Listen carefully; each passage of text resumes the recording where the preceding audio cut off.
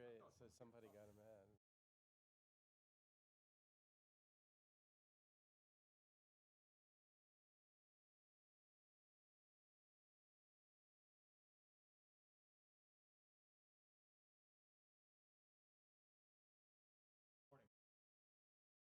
Everybody hear me?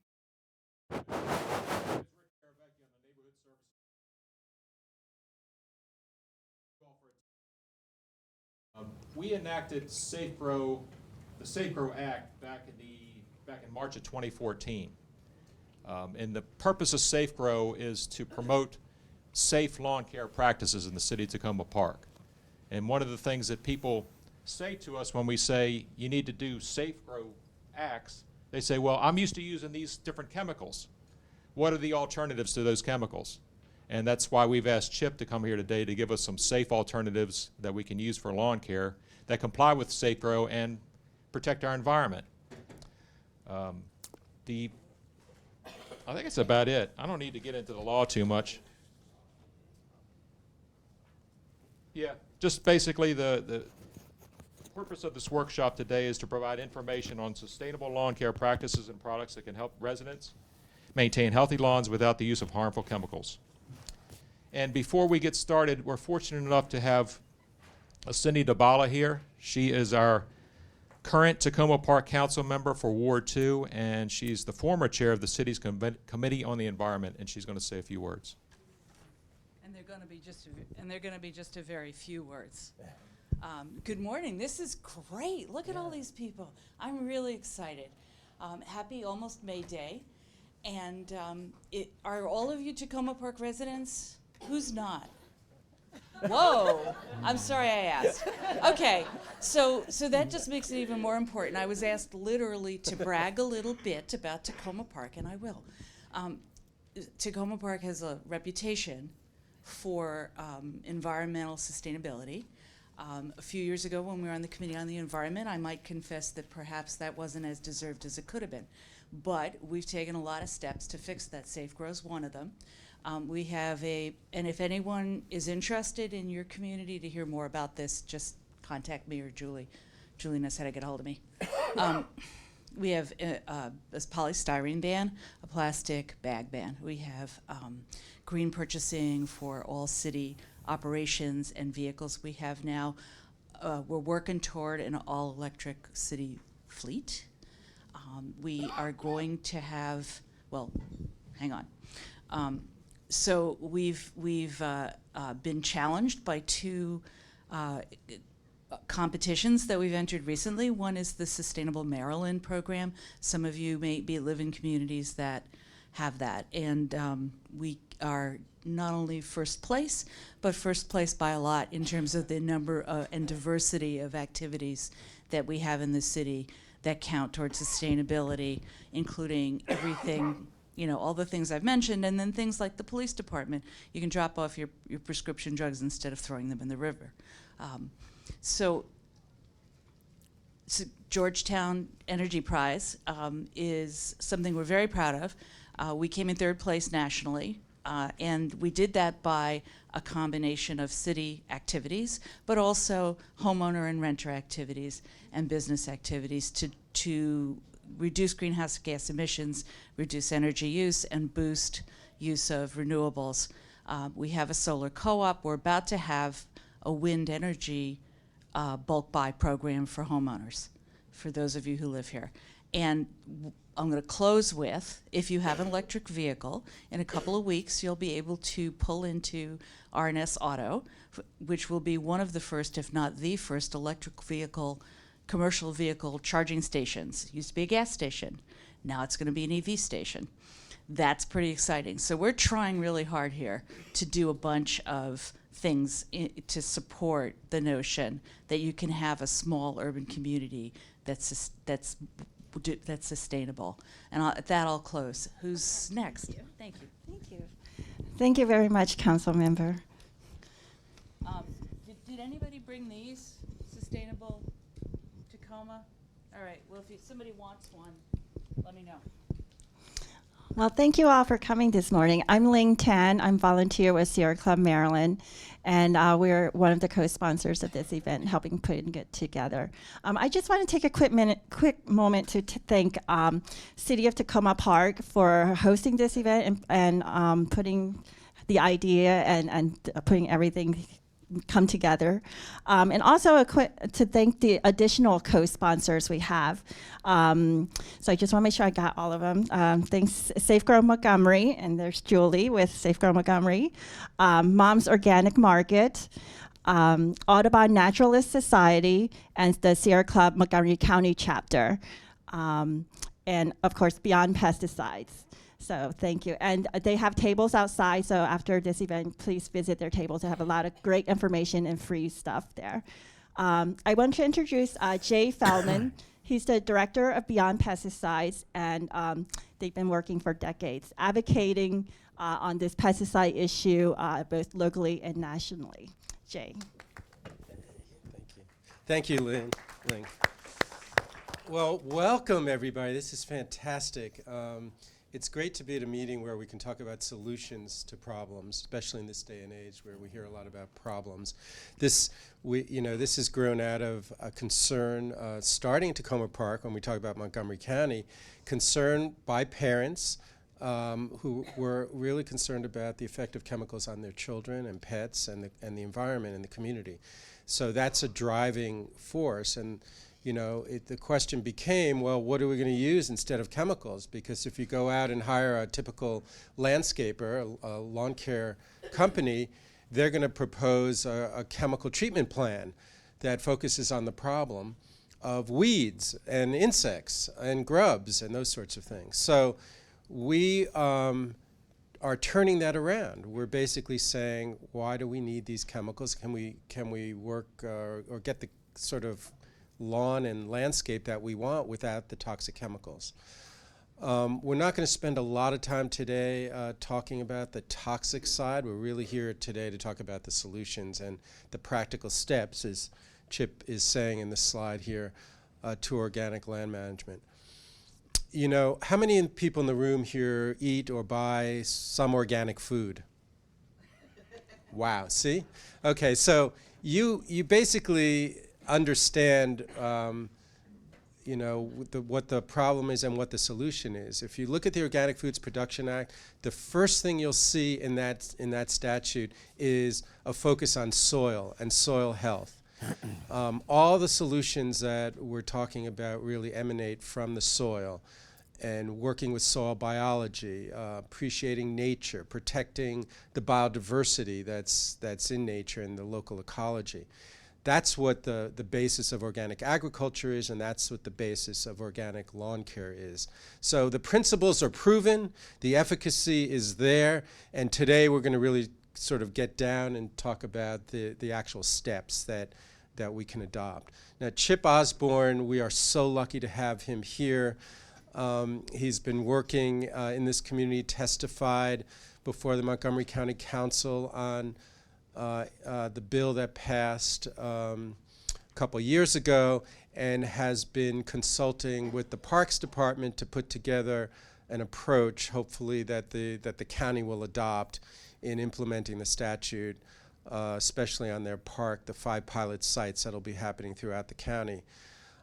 Chip comes to us with 40 years of experience in horticulture, starting out in the greenhouse business, using chemicals. So he comes at this from the perspective of, I tried that, I experienced the health effects, I saw the lack of efficacy over time, and I helped transition my community to alternative practices. And that's what happened in his town of Marblehead, Massachusetts, one of the first towns, probably the first town in the country that by ordinance recognized that the use of pesticides in the community is a public health issue, and began the process of transitioning their public lands in Marblehead to organic, and Chip spearheaded that effort.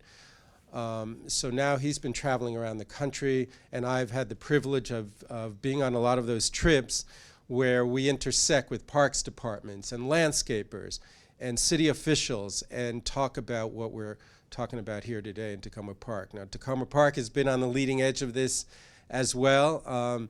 And the beauty here in Takoma Park, and hopefully you all know this, in the state of Maryland, is that you, in the state of Maryland, have the ability to adopt standards that are more restrictive than the state, right? So Montgomery County passed a law that affects all land use, and that's a really important distinction from Massachusetts and other states across the country. I'm just going to take one more minute on this. So there have been attempts in the state legislature to take away Montgomery County's authority. Those have been beaten back over the years. And now in the Farm Bill that just passed the House Agriculture Committee, there's a provision that takes away Montgomery County's authority. So the chemical industry is not giving up on this. Unfortunately, we're not here today to talk about politics, but unfortunately, the rights of local communities to create a safe space for their kids and the local ecology is threatened by those who feel that their chemicals are safe and they want to enable those uses. But CHIP, I think the beauty of what we're doing here today is we rise above those politics and say, look, there's a better way, it works, and CHIP has done that. So the other thing you should know about CHIP is that he is an elected official in his town. As a parks commissioner, serves on the park board there, which oversees the organic land management across the town of Marblehead. So without any more of my talking, let me introduce Chip Osborne from Osborne Organics. Thanks for being here, Chip. Thanks, Jay. Well, good morning. Let's see, okay, that's disconnected. All right, so I'm on the level there.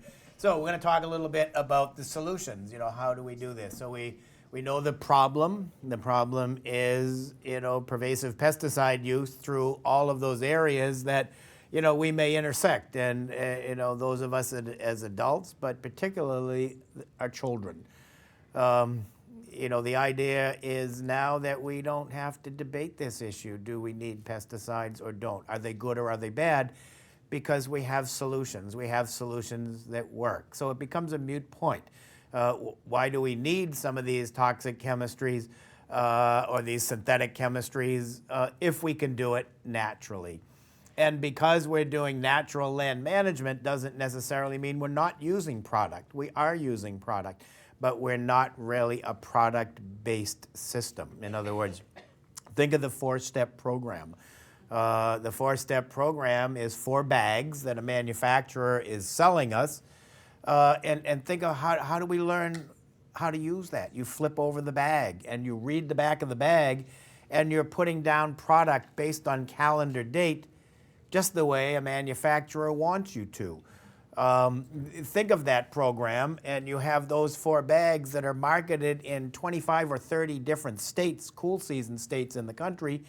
Very different soils, very different climates, very different amounts of rainfall. All of it is different, yet the same bag goes down everywhere. So it's a kind of a very cookie-cutter approach. What we're going to talk about today is how you can do this and be somewhat site-specific, because you're managing property here in this region of the country, in this locality. It's not Colorado, it's not Northern California, it's not Illinois. It's right here. So the idea that we can do it with some basic, simple steps and do it naturally. What if I told you that one of the best things that you could do right now at the end of April, 1st of May for your lawn was not necessarily go out and buy a bag of something, but go to the hardware store, go to your garden center, and buy something called a hose end sprayer. I don't know if you're familiar with that, but it's a 32-ounce plastic container that has a nozzle, like a trigger gun on there, and you screw it on the end of the hose. In that, you put in 2 tablespoons of molasses that you can find right in the kitchen. And then you may go to a garden center or somewhere and buy something called humic acid. And you put in a couple of ounces of that. Put in your 32 ounces of water and just simply go spray that on 1,000 square feet of your lawn. What you are doing with that is stimulating the natural processes that are already there and getting them to work for you, specifically that microbial community. So what I'm going to talk to you today, I'll give you a little bit of the science just so you get an idea of how what we're talking about is so different than buying those 4 bags and spending all of that that money and that time to do that, because we can break it down to a very simple simple solution.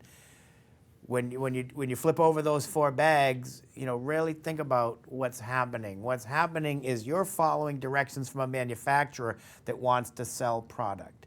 So when you look at all of these conventional lawn care products out there, the simple answer is just follow the money. Where's all the money going? And it's going into corporate pocketbooks. If they're not necessarily vested in helping you grow the best lawn or to have that best presentation, it's more about marketing product. So what we're going to talk about today is looking at your individual lawn as a system.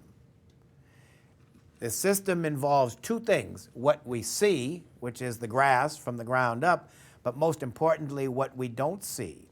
Everything that's in the soil, everything that makes up the soil, and most specifically, that microbial community that's in the soil. So now our lawn care program becomes a program that is primarily focused on creating a healthy soil, knowing that if we create a healthy soil, we will then in turn create a healthy, relatively weed-free lawn without intervention with product, without intervention with pesticide control product. Now there's a relatively long list, and getting longer all the time, of approved materials in organic land and lawn care. Those materials that we can intervene. We have insecticides, we have grub control, we have fungicides, all that are naturally based. The industry is now beginning to create, there's now a pre-emergence crabgrass control product that is completely organic. That finally we have something that gives us 85% efficacy. That didn't exist until 2 years ago. So that kind of a thing, if that's an issue that crabgrass, and you have to remember that if you have crabgrass in a lawn, and one of the big differences between what we do and what the conventional industry is the conventional industry brands crabgrass as a problem in your lawn. You have a crabgrass, that's a problem. Here is the synthetic pre-emergence to solve that problem. So my message to you is crabgrass is not the problem in your lawn. Crabgrass is a symptom of underlying problems. So that typical pre-emergent crabgrass control from the conventional side is being purchased every year during April and being applied to continually treat a symptom. Every year you buy the product and you treat the symptom, and the next year it comes back and you treat it again. Exactly what the manufacturer wants you to do, because their revenue stream is based on selling you product to treat the symptom. They don't want to solve your problem. The problem is that you have a bare spot the size of a silver dollar or greater. The soil might be very compacted. Soil chemistry might be out of whack to not support grass in the best way and better support the weed. You might not have enough grass plants growing in a square foot. That technical term is called turf density. So if you don't have good density, you're going to get crabgrass. You have a bare spot, you're going to get crabgrass. If the soil is not healthy, you're going to get crabgrass. So our approach is to one by one solve all these underlying problems, and the symptom disappears without intervening with product. So that's kind of the approach that we'll go through and outline today. So that being said, there's absolutely too much grass in the world. We have been very guilty for a long time of just planting grass indiscriminately without paying attention to whether or not the location where that grass ends up is appropriate. And, we find that. So some will and always will remain, the appropriate lawn area. I mean, I'm not a landscape contractor, I'm a consultant, but I manage 4 actually large estate properties. And one client has 85,000 square feet of grass. She walks it twice a year with me and then never gets out there, just looks at it from her window. And I was continually telling her we need to get rid of some grass. The biggest headache you have on this property is all this grass. Let's plant something native. Let's plant something that's far more attractive. Didn't want any part of that.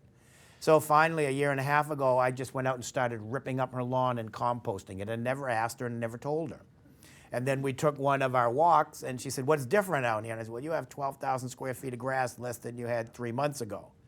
She loves it. She thinks it's her idea. She's bought into it completely, and we're going to take out another 10,000 square feet later on this spring and turn it into something much more desirable. It's going to be habitat. It's going to be diversity, where, you know, we've gotten so far away from diversity when we're managing these non-native monocultures.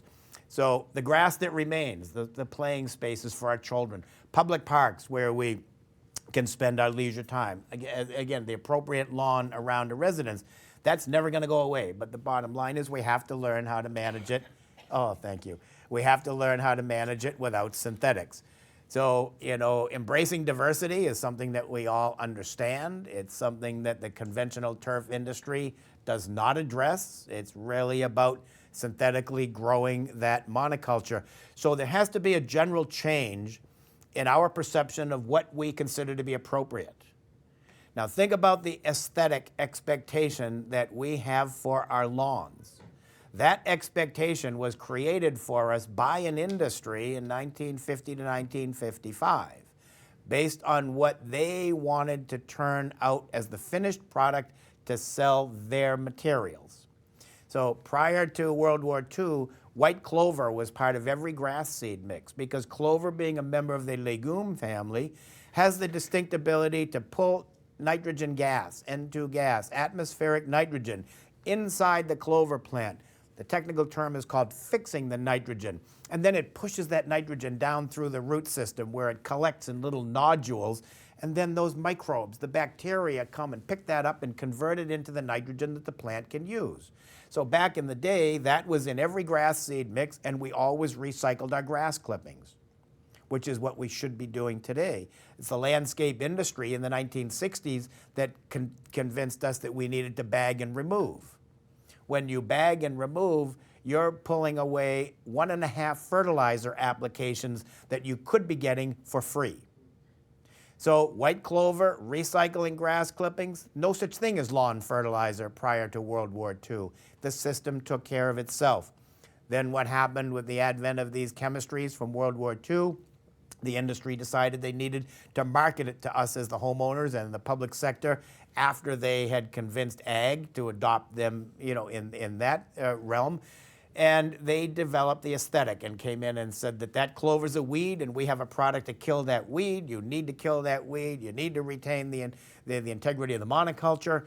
And then they just so happen to have a bag of nitrogen over here, synthetically created in a laboratory, that they're happy to sell you because you just lost all the nitrogen when you killed the weed. So that is the marketing that created the current aesthetic. But what if I tell you that I think an appropriate aesthetic for an organic lawn is a lawn that exhibits less than 3 to 5% weed pressures per acre? So that means an acre, 43,560 square feet. If you walk through that acre, only 3 or 4% of all of that area might be an occasional weed. Is that an appropriate aesthetic for us to adopt? And I think it is appropriate. That's typically what is in a contract for chemical management. If you have weed pressures that exceed 5% after a chemical application, the contractor has to come back and apply it again at no charge. So can we do that organically? Yes, we can. So here's a picture of managed grasses. It's a non-native monoculture, generally conventionally managed, high input, low diversity most of the time. So we're looking to change that. We're looking to move to low input, high diversity. So we're going to now embrace the concept that less is more. If we do something like that molasses, which costs you about 10 or 12 cents for 1,000 square feet, the humic acid only costs you 80 cents a 1,000 square feet. So for about $1, you can stimulate the microbiology in 1,000 square feet, which is now low input. And that low input is taking the focus away from nitrogen, phosphorus, and potassium.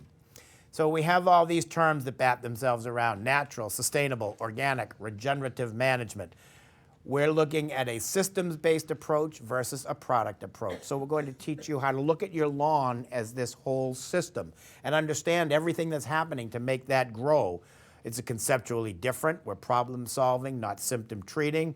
First and foremost, creation of a healthy, biologically active soil environment.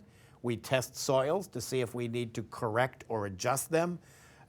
Nitrogen in fertilizer is based on your expectations for your lawn. If you have extremely high expectations where you want that 3% weed pressure or less, then you're going to need more nitrogen than if you have a lower expectation where 10% weed populations are acceptable. High level of expectations generally translates to a relatively high level of product input, and there's a relatively high cost associated with that. Low level of expectations, lower level of input, lower cost. So think of back to the 4-step program. If you buy all 4 bags, you're going to have a price tag up here, and you're going to get a certain expectation. If you buy 2 of the 4 bags, you've got a much lower cost, but your expectations are going to come down, or the deliverables will come down. Organic is the same way. We base it on your expectations. All that being said, high expectations is not necessarily always good. Low expectations, not necessarily bad. It's the appropriate expectation that satisfies you and the appropriate expectation given individual site considerations. So we co-manage a system. Now, who do you think I'm co-managing with? Nature. My best understanding of the highest managed landscape is simply to mimic what nature does in a natural ecosystem. So I'm taking that things that happen in a natural ecosystem and I'm translating that to the highly managed landscape by adopting those same basic core principles of how that works. And that's what leads to success in this. For me, organic management is no longer good enough.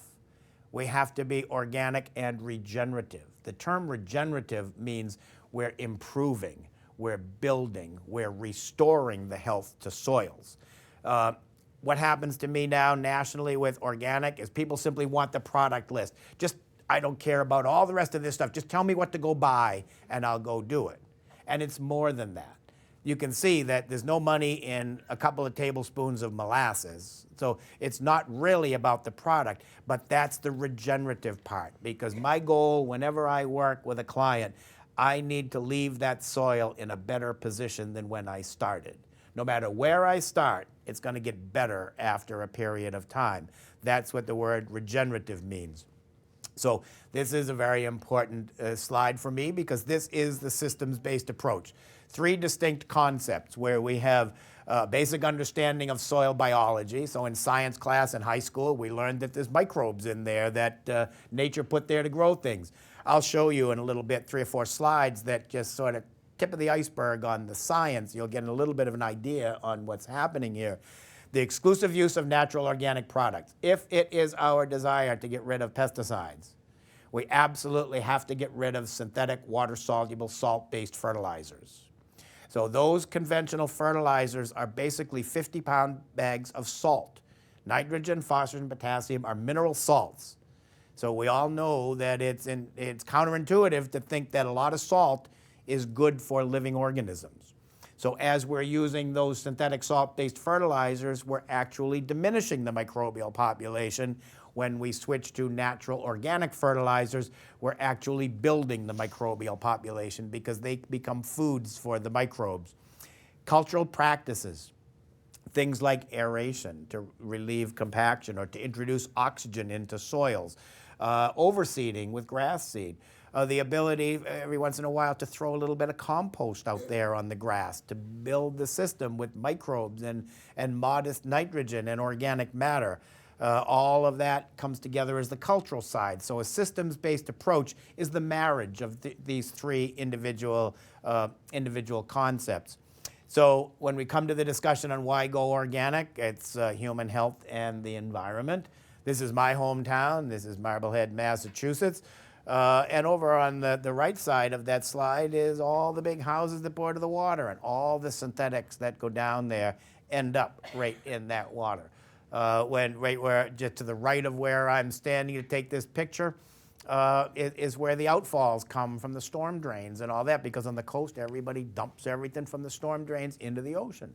When I was a kid, I could walk out there and get periwinkles and mussels and all that. I can walk out now at low tide 200 yards and I can't find one living sign of marine life because of all these salts that have gone in there. So when we ask this question about why go organic, these different questions come up. The most important one is the last one, because we want the landscape to get better.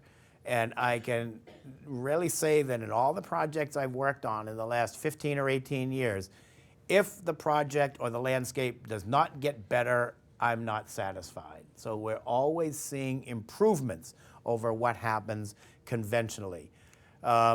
You know, the sort of the pesticide 101, and we're not going to dwell on this today, but these are all the questions that I ask folks.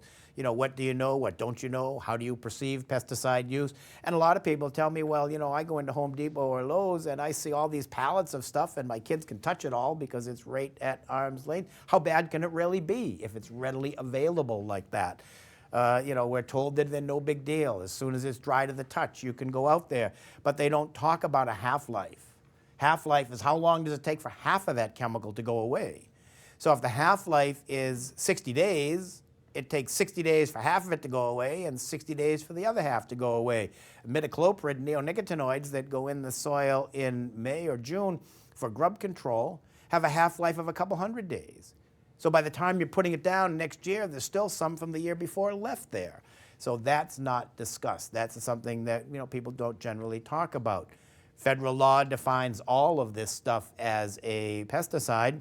And if you're washing with Dial soap, you are washing with a pesticide, because the antimicrobials, triclosan, that are in those soaps are very much pesticides.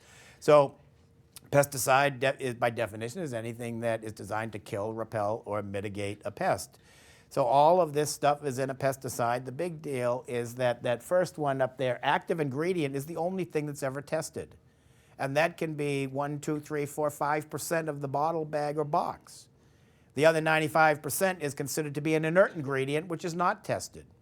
So we don't even know what they are. They're protected by trade secret laws. So the idea that we are told that pesticides are fully tested is not something that is entirely accurate. Because taking that bottle that you or I might buy in a store and pouring that into a beaker and testing it just doesn't happen in the regulatory process. You see a guy out there dressed like this, and then what happens? They tell you that when it's dry to the touch, it's okay for your kids and animals to go out there.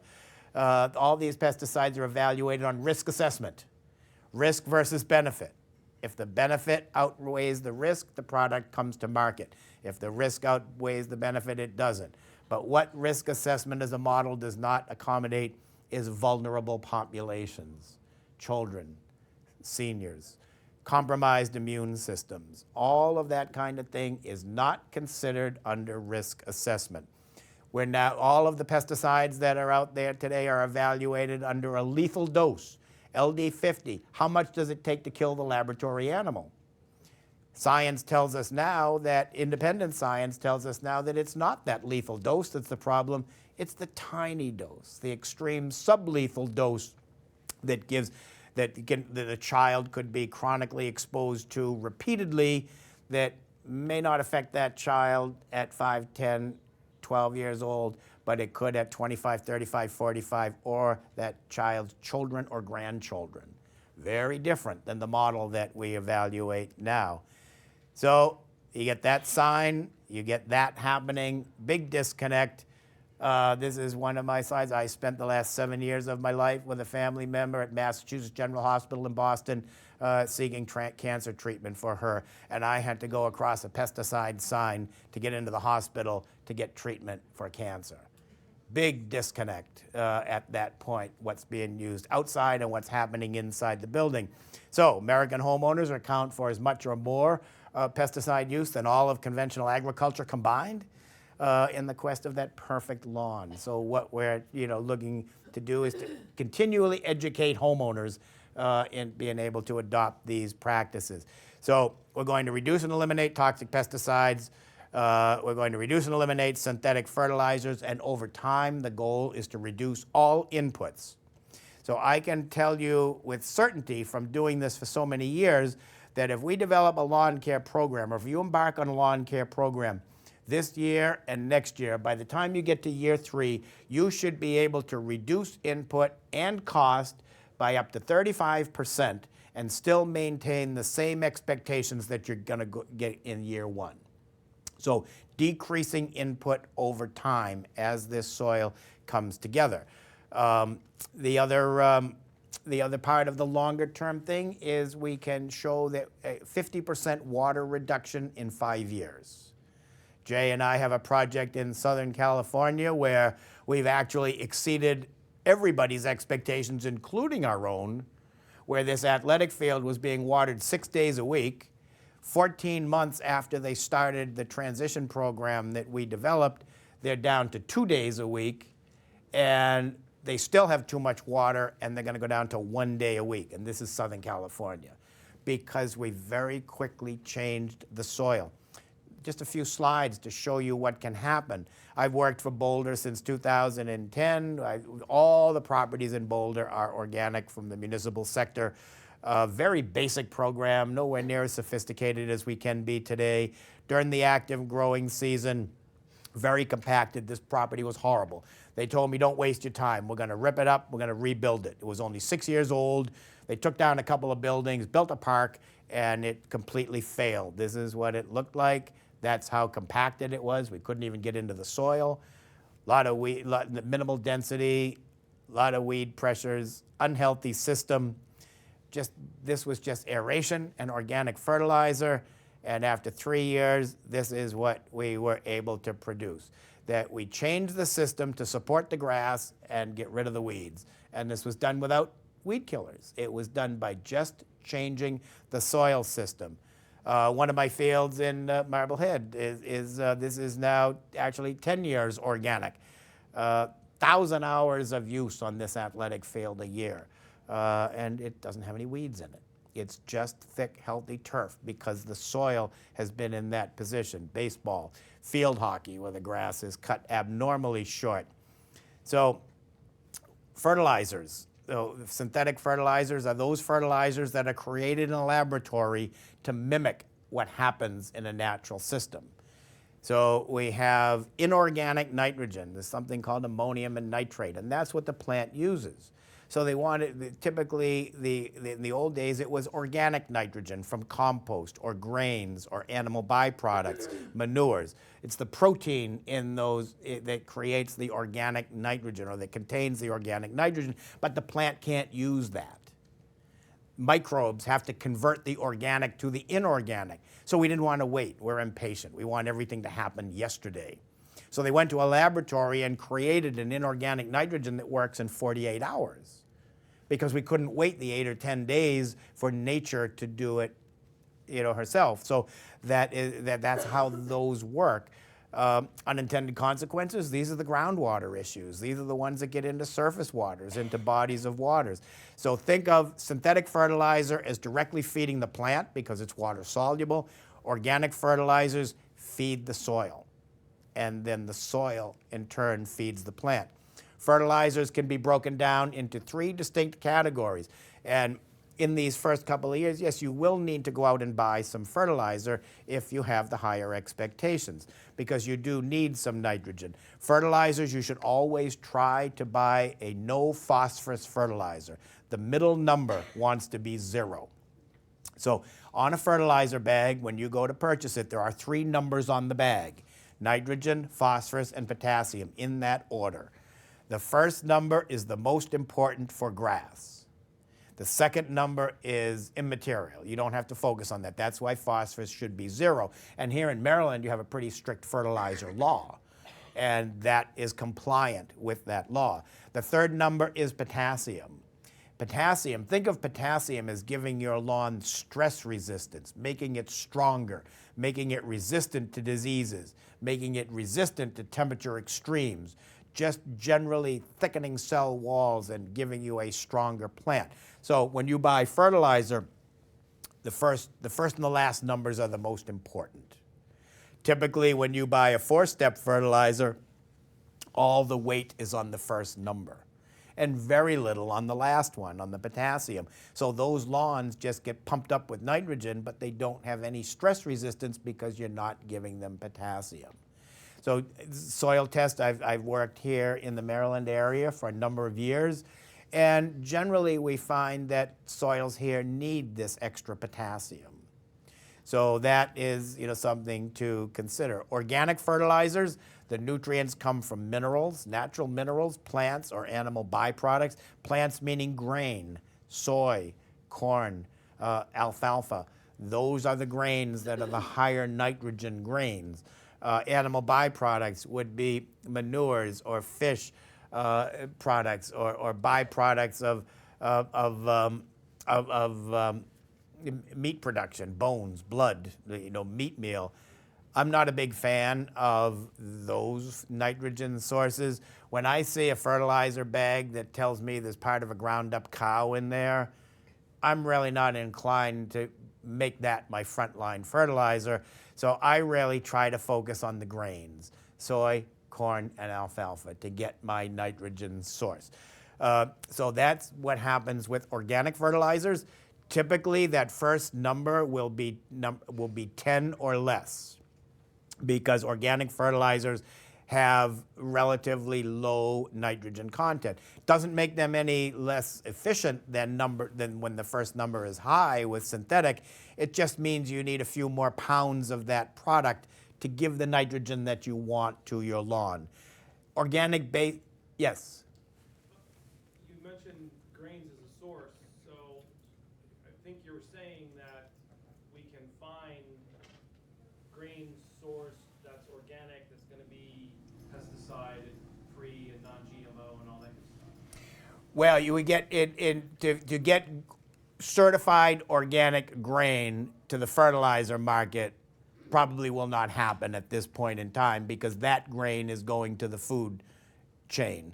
The only way right now I can get organic non-GMO soy is to bring it in from India, and that's really not sustainable. So we understand that that soybean has probably been grown with the use of pesticides and possibly has genetic engineering technology involved with it. We have to look at that and say that it's not a perfect world, and it becomes somewhat of a trade-off here. Do I continue to fertilize with salt-based fertilizers, or do I understand that that bag of fertilizer that contains some things that aren't desirable to us is a better option in the long run? We also know that the trace levels that come down at that level, the microbial population will generally neutralize that pretty quickly. Pretty powerful community of microbes there that can detoxify. So that's the reasoning where we come in, but very good question. Organic-based are the ones you want to stay away from, because what organic-based means is that half that bag may be organic and the other half could be either synthetic or biosolid, sewage sludge. And that you really want to stay away from, biosolid compost or biosolid fertilizers, because what ends up happening in biosolid material, which is the byproduct of wastewater treatment, typically if there's a lot of industry feeding into it, you have you'll have a lot of heavy metals. The more concerning thing I think everybody acknowledges now with biosolid or sludge products is residual pharmaceuticals. Birth control, growth hormones, steroids, antibiotics, chemotherapy, all of those drugs that pass through the waste stream get collected, they bind to the solids, which is the compost. So theoretically, if you had a biosolid fertilizer or a biosolid compost and fertilized or composted a vegetable garden, the potential of introducing those pharmaceuticals into that environment could be significant. Yes? So wait, that's natural lawn, right? Isn't that what they're using? I really don't, that I don't know. So my, Sorry, we're recording this, so if you could talk into the mic. so we have some neighbors who use natural lawn, and when I ask what they're using, they say it's this recycled waste, human and animal. And they put it on before it rains. Oh, it's okay, it's not water soluble. Is it a concern for the neighbors who are bordering them? Is it going to wash into their yard as well? Probably not translocating in the same way that synthetics do, because any heavy metals or any pharmaceuticals will then in turn bind to that soil. So it would typically not be leachable that would come through, that. So I don't know exactly what they use or what they don't use, but that is sort of our take on it, is that there's so many other options there. One of the reasons it's used is because it's really inexpensive, and so much of this is driven by cost. So when you look at the trade-off of good or bad material versus cost, in our opinion, Jay and I have discussed this at length, you know, there's enough of a negative cost associated with the longer term effects of using some of these things that we'd prefer just not to go there. Also, Chip will be having a question session at the end. So Yep. if you can hold your questions till then. So then that's what organic-based products are. And then synthetic, you know, are derived from the Haber-Bosch process, which produces anhydrous ammonia. So you're just taking anhydrous ammonia and reacting at high pressure, and high temperature and creating the synthetic form of nitrogen. Organic fertilizers, that first number you're looking for to buy that bag will generally be 10 or less. The organic-based will generally have the first number somewhere in the teens. And the synthetic fertilizers will have that first number between 20 and 35. So that's how you can tell just by looking at the label. So fertilizer is something that has a guaranteed analysis, meaning every bag that you buy has the same amount of nutrients in there. Soil amendments and foods are those materials. That's what the molasses is. That's what the humic acid is. That's what kelp would be if you put it into there. They would be soil amendments that they primarily build, change, or adjust soils in relation to soil test. So conventional management focus on fertilizer. We focus equally on fertilizer and amendments. So conventional, the nitrogen is basically from urea or another synthetically created source, ammonium nitrate, potassium nitrate, those kinds of things. It's synthetic, inorganic, water soluble. It can be encapsulated or reacted secondarily to slow down that water solubility. Generally think of it as quick, you know, fast release, fast green up, fast uptake, directly feeding the plant. Multiple applications, leaves the soil pretty quickly. Used to be inexpensive and cost increases if for no other reason, if there's for no other environmental reason or sustainable reason to get rid of synthetic fertilizers. Think about this. It takes 5 tons of petrochemical input, meaning natural gas and petroleum, to produce 1 ton of synthetic fertilizer. 5-ton input to a 1-ton output. About 17% of all the petroleum used in the United States today is used in conventional agriculture. And a big chunk of that is in fertilizer. So that alone makes it not really a sustainable approach. These materials consume fossil fuels, release greenhouse gases, disturbs microbial life, high salt, upsets the soil and ecosystem balance, and it can be easily leached. This is what happens after you do that 4-step type of a fertilizer. It works in 2 days on contact with moisture. 7 to 10 days after application is the maximum release and therefore the maximum growth, but 4, 5, 6 weeks later it's all gone and you have to do it again. So you get what we call a peak and a valley. You get too much nitrogen and then all of a sudden there's nothing left. So you got to come back and do it again. With natural organic, as I said, the nutrients are plant, animal, or mineral-based. It's water-insoluble nitrogen, meaning moisture doesn't affect the breakdown. Microbes do it, little by little, day by day, over a period of time. Slow release, feeding the soil, long-term benefit, little or no petroleum used in the process at all, and cost-effective because you don't need as much of it in the course of a year. So instead of putting fertilizer down 4 or 5 times, you know, or we look at cumulative pounds of nitrogen, you can put down less organically. So an organic fertility curve is a straight line. No peaks and no valleys. So it becomes a very even, moderated system. Fertilizer is not plant food.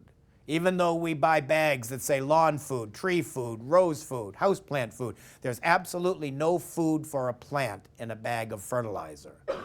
Nitrogen, phosphorus, and potassium are raw materials that act as catalysts in physiological processes of the plant. So we all probably remember again from high school days something called photosynthesis, where you have a green leaf and you have the sun's energy. The green in the leaf is chlorophyll. So that nitrogen from that bag of organic fertilizer makes your grass get a little greener. That is chlorophyll becoming more dense. That chlorophyll reacts with energy from the sun, and on the underside of the blade of grass are microscopic openings called stomata. Carbon dioxide from the atmosphere goes right inside the grass plant. chemical reaction happens with the chlorophyll. Carbohydrate is produced, amino acids, sugar. That's the plant food. Then what happens is 80% of that food the plant makes goes right down into the root system. Half of it drives the growth of the root. The other half feeds the microbes. So all these desirable microbes come right to the root of the grass to get this. It's like cake and ice cream for these guys down there. It's free, and they are growing from these carbohydrates. The other part of the sustainability message is that carbon dioxide that's up here from emissions is now sequestered down here as soil carbon long-term 100-year resource. So a healthy, organically managed lawn will scrub carbon dioxide out of the atmosphere very efficiently and sequester it as carbon. So the history, I talked a little bit about that. World War II, most of us now understand that chemical warfare research produced all these materials, and then we became the recipient of the marketing. Oh, so what?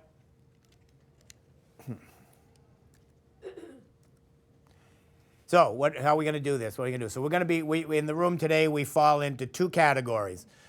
We may be do-it-yourself homeowners, or we may have a landscape service provider that does the work for us.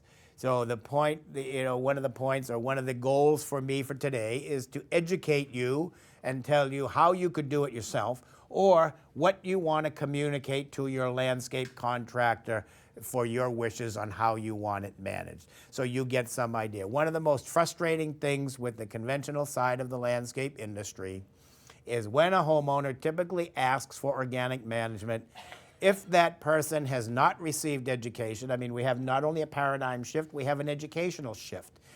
They have to learn, because it's a whole different thing than opening up a series of bags. You can begin to see that this is a little bit more complex. We've really simplified it. We can teach it, to folks like you, or we can teach it to the landscape industry. But so often I talk to homeowners and they say, well, I asked my landscaper, my landscape contractor said, well, organic doesn't really work.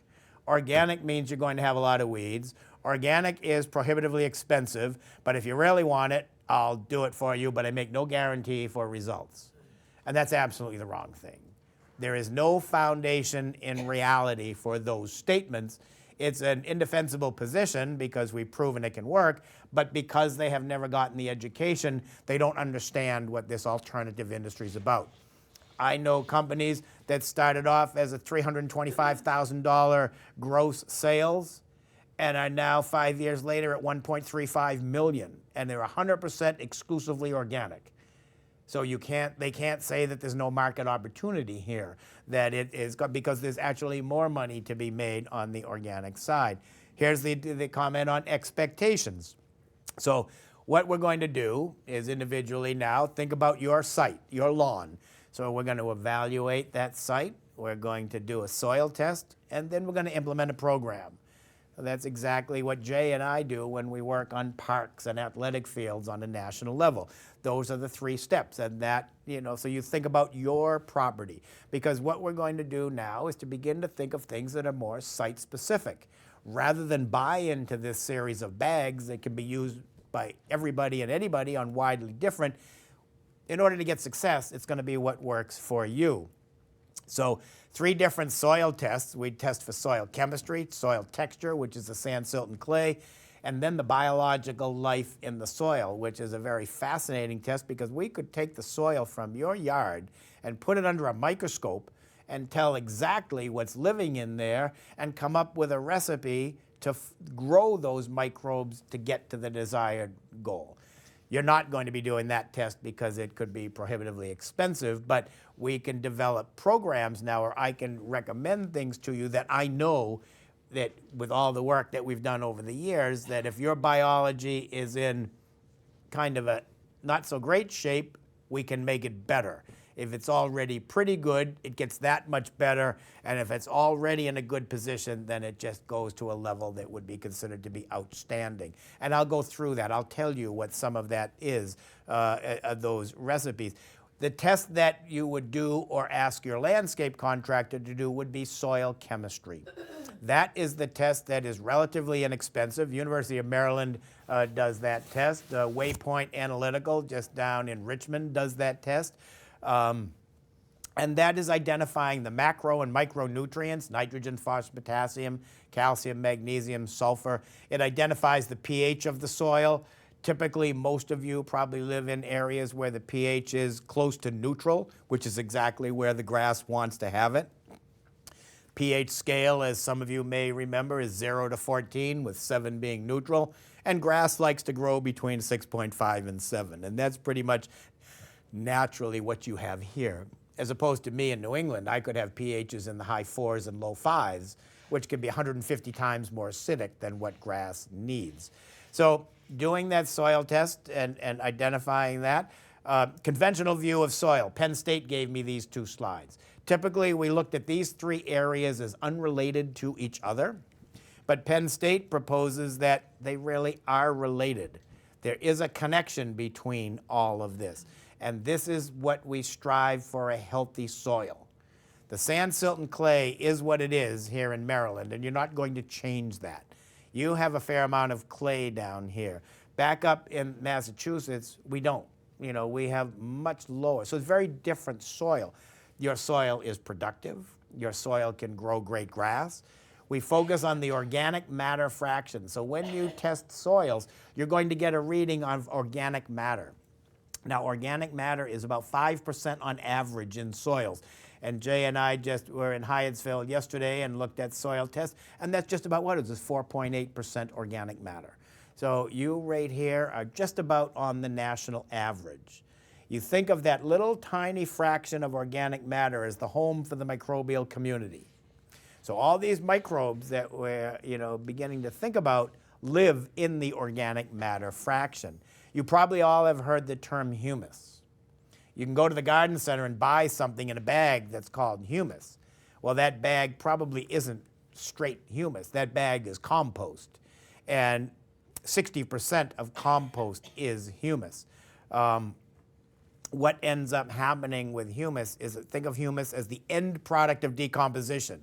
When a leaf or a blade of grass or a compost or a deceased organism or part of your lawn's root system begins to die and decompose, nature takes it through this breakdown process that eventually will end up to be fully stabilized organic matter as carbon, and that is humus. Humus is a 100-year resource in the soil. So everything we're starting to think about now is to be building the humic fraction of the soil. So when I told you to think about humic acid with a couple of ounces per 1,000 square feet, that is directly addressing the humic fraction of the soil to make it healthier and provide energy for the microbes that are going to do the work for you. So that everything, and you're beginning to see that this organic lawn care now is pretty science-based. It's not just the conventional industry that owns the science anymore. The organic industry now, we have our own science. And this is not just pie-in-the-sky organics. Now we have a lawn care program that you can put on your 2, 5, or 10,000 square feet of lawn that is truly steeped in science. So how do we take a soil test? We're going to use a trowel. We're going to go down 3 or 4 inches into the immediate area of the root zone, collect a sample of soil. We're going to go to 7 or 8, 9 places around the lawn and take small gatherings of soil and then put them all into one clean container and mix it all together. Now, if you have 2 very different areas on your property, keep them absolutely separate. So if you have one area that has, dappled or medium shade, retains moisture, stays moist and damp, and you have another area that gets hot sun from dawn to dusk, very different things going on there. So you don't want to mix those 2 soils together. So you want to keep those separate. After you get these individual samples all mixed into one thing, I just get myself a paper plate and I let it sit out overnight. The next day, I pick out all of the blades of grass or the thatch or the roots, and I try to get as clean a sample as possible. All I need is 1 cup of soil, cup of flour, cup of soil, and I'm going to put it in a baggie. I'm going to go to either Waypoint Analytical or to University of Maryland and download a soil submittal form. The cost is only going to be between $15 and probably $25. And we're going to send it off to the laboratory for testing through UPS or FedEx. What will end up happening then is they will get that. They will run the analysis depending upon the time of the season. You will get that result back in anywhere from 3 to 8 or 9 days. Here is an interesting slide. And this is not the test that you're going to do, but this is what happens when we identify for the biological life in the soil. And you can see, it's hard to see, but up the top, it's in the green top bar, it says active bacteria, total bacteria, active fungi, total fungi. So bacteria and fungi, all terms that we know, all good guys, all beneficial, all working for us. Down in the middle line on the left, it says protozoa. So you probably remember the term amoeba from high school. Those are the protozoans. So the bacteria that's up there is the low-level single-cell guy that's doing all the real legwork. And then this protozoa comes along and eats the bacteria and releases that nitrogen to the system. So in this case, we have a lot of good bacteria, but protozoa is really not very good here.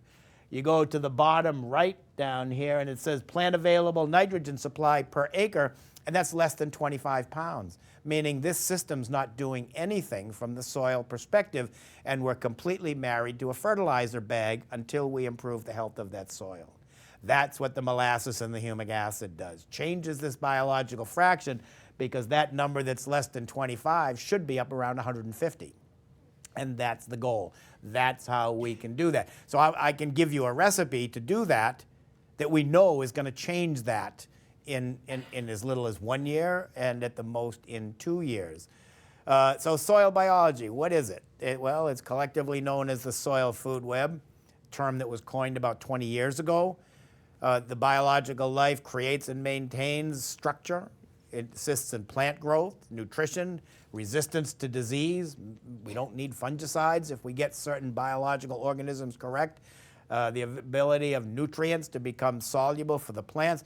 Here's a biological program, 12 months to the week apart, before and after. Now, the focus here was not on weeds, because one of the differences between what Jay and I do and what the conventional industry does is the conventional industry, the first thing they're going to come do is identify the weed and give you a product to kill the weed, or they're going to kill it for you. Our approach is, we want this to happen. We'll take care of the weeds next year. So you can see that how bad that was. This is a municipality. This is a park. There's a river that goes right back there in a New England park. And that's what happened in 12 months. The focus was not on nitrogen. It was really low nitrogen program.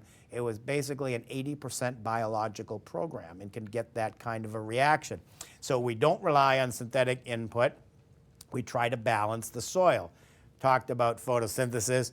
We talked about the exudates, the carbohydrates, the sugars, and the protein. And in this case, that pictures you saw, it was the exudates that were doing that, was bringing the microbial community into the root zone. So we have these 5 guys here, bacteria, fungi, protozoa, and nematodes.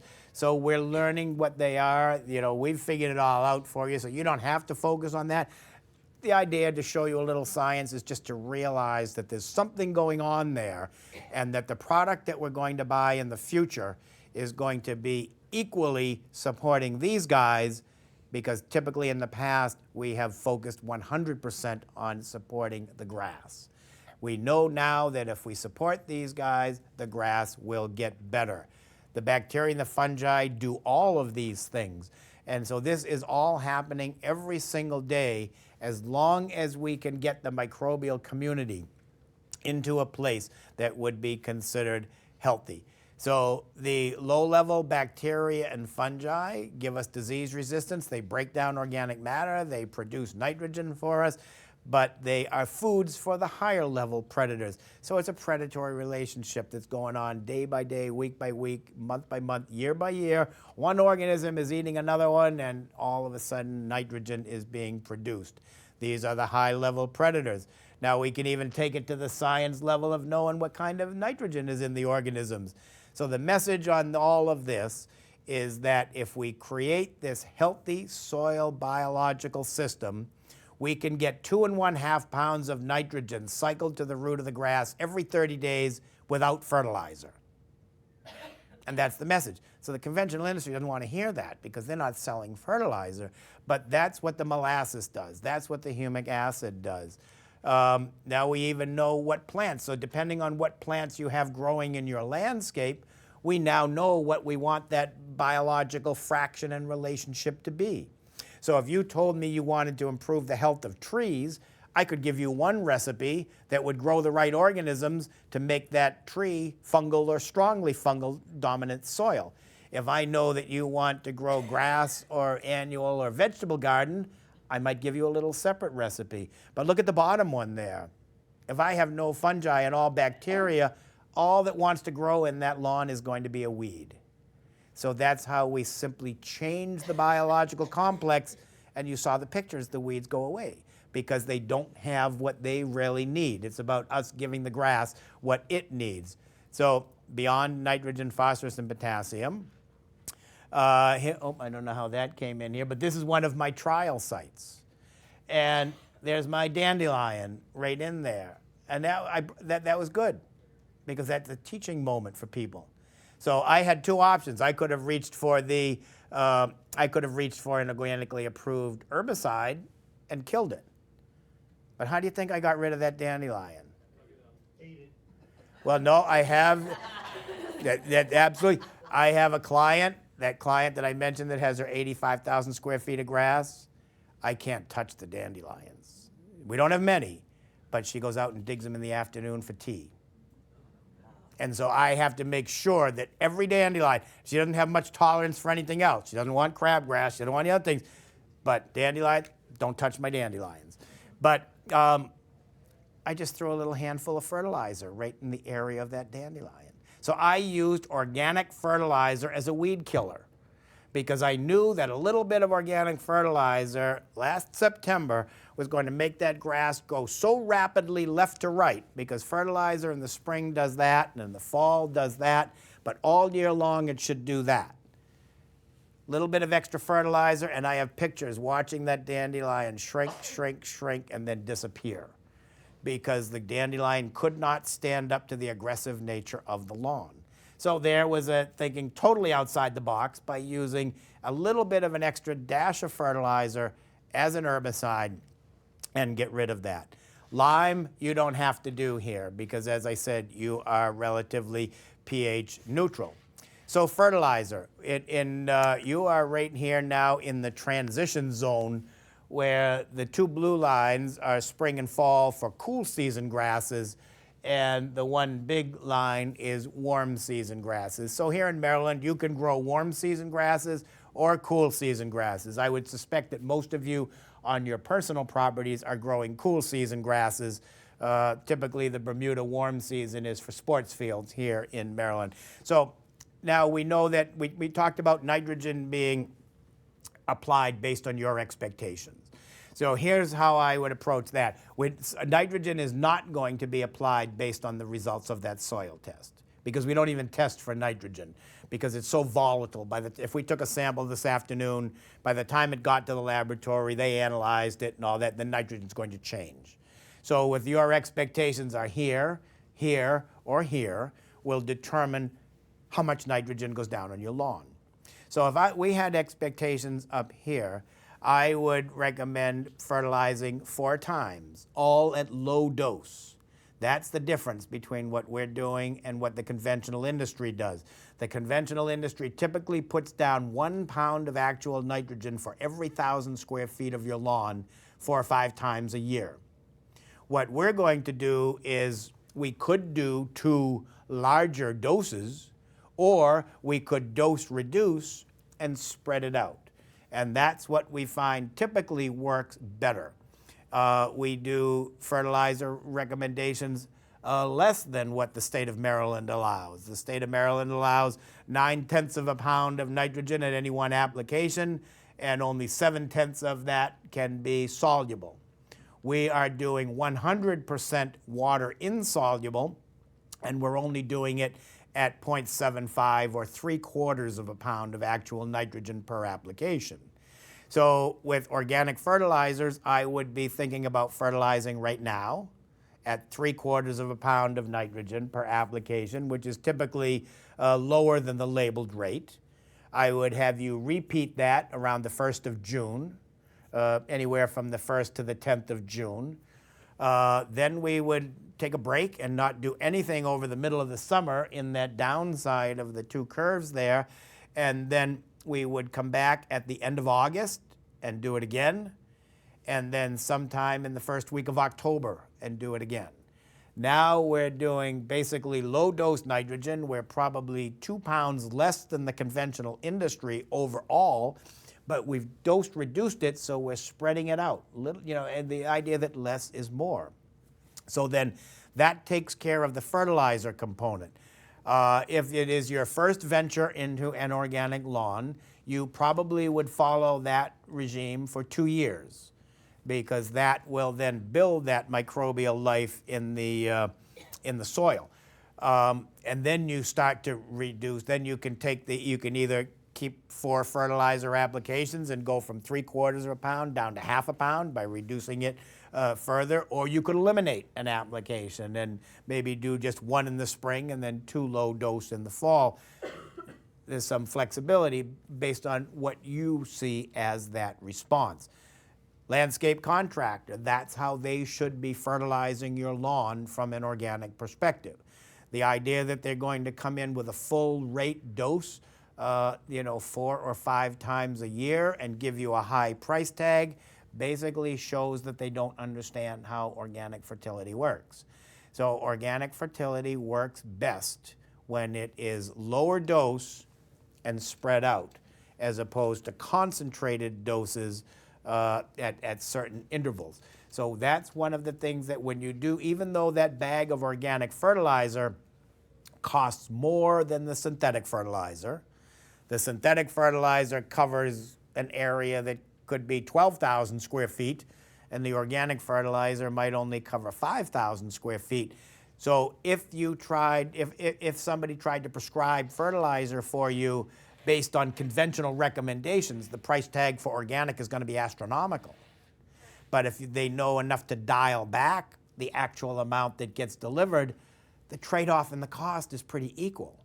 So organic doesn't have to be. But if a company was putting down 4 or 5 pounds of synthetic nitrogen a year and tried to put down 4 or 5 pounds of organic nitrogen a year, cost is going to be way up here. But if it's 4 or 5 pounds synthetic and it's only 2 or 3 pounds organic, now you've got that parity.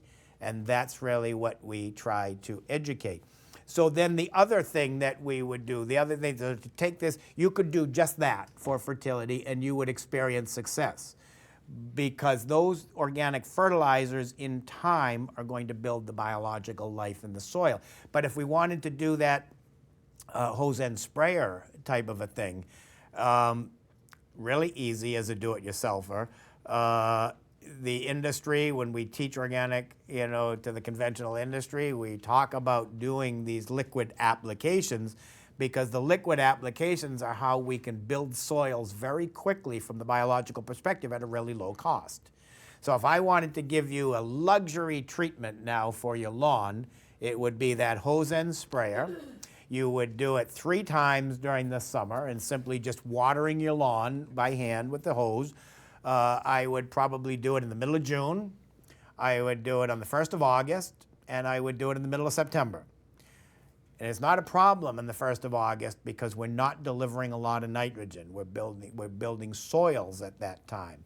So what would I put in that hose end sprayer? So the hose end sprayer is 32 ounces. That will cover 1,000 square feet. I would put in there an organic nitrogen source. So it would be like a fish hydrolysate, which the old fish fertilizers were called fish emulsions that had a really bad odor. The new fish hydrolysates are a different process. The odor is a little bit, but it goes away pretty quickly. What I do, if I'm doing an application and get a little bit of odor, then I simply come with fresh water and I wash it off the blades right into the soil, and the smell disappears completely. So I might put 7 or 8 ounces of a fish hydrolysate in there. Then I would come to the molasses, and I would put 2 tablespoons of molasses in there. I would go on, some of the organic amendments are not easily found in the big box stores at nurseries. So you could simply go on Amazon, and they're very affordable and very easy to get. But I would go for that humic acid. And then I would put just 2 ounces of humic acid in there. The cost of 2 ounces of humic acid is under $1. Then you've all heard of kelp. Kelp, as seaweed, contains minerals and vitamins and cytokinins that think of seaweed and kelp. It's so resilient and it grows so abundantly, and you can harvest it and rip it off and it grows right back again. So that contains so much of the so much of the things that grass wants. It's a soil conditioner. I'd do the same thing. I'd buy a bottle of kelp and I'd put 2 ounces of kelp in there. So now I have some kelp, some humic acid, some molasses, and a low-dose nitrogen source. And the nitrogen is like 1/10 of a pound. It's minuscule. But all that stuff works together synergistically to provide a luxury treatment for the grass, because you're addressing the microbiology, you're addressing the grass plant itself, you're addressing the soil and the organic matter fraction. And all that combination together will come out to be less than $1.25 a 1,000 square feet, or $5 for a 5,000 square foot lawn per application. So we can, teach the landscape conventional industry to create these recipes where we could do things, as inexpensively as $130, $140 an acre. So that all of a sudden makes that very affordable. So that recipe there is designed to take a soil that's biologically ineffective and over a couple of years make it into a very healthy, biologically active soil.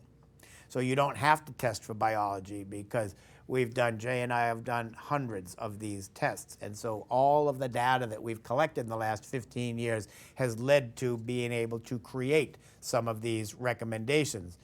Compost. Anytime that you can spread a little bit of a good compost on your lawn. Compost gives you organic matter. It gives you biological life. It gives you very modest nitrogen. The state here in Maryland considers compost to be a fertilizer. Compost really is a soil conditioner, but as a soil conditioner, it does contain nitrogen. It generally contains less than 1/4 of the nitrogen that the lowest nitrogen organic fertilizer contains, but it also contains phosphorus. So it combines, you have your phosphorus laws here. Basically, with the projects that we do here in Maryland, you could probably top dress your lawn twice with compost and still be compliant with the law. If there's any one thing that I could do to dramatically improve a turf system in the short term, it would be applying between 1/8 and 1/4 of an inch of compost to the grass. So thinking beyond the vegetable garden, beyond the ornamental bed, and coming up with that conditioner that's going to rapidly change that soil environment. And compost has the ability to do that in the way that no other input does, and it goes out as simple as that. It doesn't have to be any high-tech application. It's just putting it in a wheelbarrow and putting it out there and sort of raking it around. Cultural practices. They are important. So we went back to that system slide. That's what we talked about, number 3. So mowing. Most of your lawns should be mown at 3 inches. 3-inch. Every university that talks about the ideal stress-free height to grow cool season grasses, which is tall fescue is one, and that's probably what most of you are growing, is 3 inches. The idea of cutting a lawn to 1.5 inches or 2 inches to mimic that golf course environment, that fairway environment, it's not healthy for the grass. I can absolutely tell you that if you keep at 3 inches, that's the affordable place to keep it from the cost perspective. If you go to 2.5, it costs more. 2 costs more. You can go up. What I recommend is in the middle of the summer when it's hot down here, go to 4. Because what ends up happening is you will mitigate heat pressure at 4. But don't ever go beyond that, because then what happens is too much of that carbohydrate energy is looking to drive the top growth at the expense of the roots. So always remember, your grass cannot grow aggressively in 2 directions at the same time. It just doesn't have genetics to do that. So what I did last year on my trial site that you saw with the dandelion there is not irrigated. We just put a sprinkler out there once in a while if we need to. And We had a little drought situation back we didn't rain for 5 weeks last year from the end of July to the 1st of September.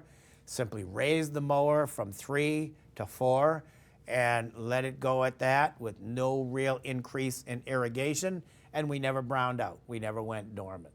So then what the idea is, then once you swing around towards Labor Day or beyond, you bring it back down to 3. If you have a lawn that is challenged at this point, that you want to do make an improvement to, there's a process that you could do which happens only in September in any of the cool season regions, but most importantly here. I would come in and say, cut your lawn to 1 3/4 inches or 2 inches. Cut it right down. Because in the fall, you will no longer germinate weed seed. As nights get cooler and days get shorter, weed seed will not germinate. So think of spring, long days, warm temperatures, weed time. Fall, shorter days, cooler temperatures, that's the time for grass. So if I wanted to do a lawn renovation, I would sort of do the steps I told you right now between now and Labor Day. Then sometime in early September down here, I would cut to 1 3/4 inches or 2 inches. If I had a lot of weed pressure there I wanted to get rid of, I would rent a power rake or a vertimower, which is a tool that actually has tines that spin as opposed to blades that cut. And you can literally pull the weeds out, pull some of the density out of there. I would come back and aerate. If I could put compost, I'd put compost on it. I'd put a little bit of my organic fertilizer. I would put some grass seed in there, fescue seed, and then I would come back and overspray it with my molasses and humic acid, turn the water on a little bit, and sit back for 4 weeks and wait. And you will find you have a whole different lawn so quickly, so fast, and then it's just a matter of maintaining it. And that really doesn't cost very much money to do that. That's if I was working with a landscape contractor as a subcontractor, that's how I would recommend that they would do a lawn renovation. Aeration, compaction is the biggest enemy of turf grass.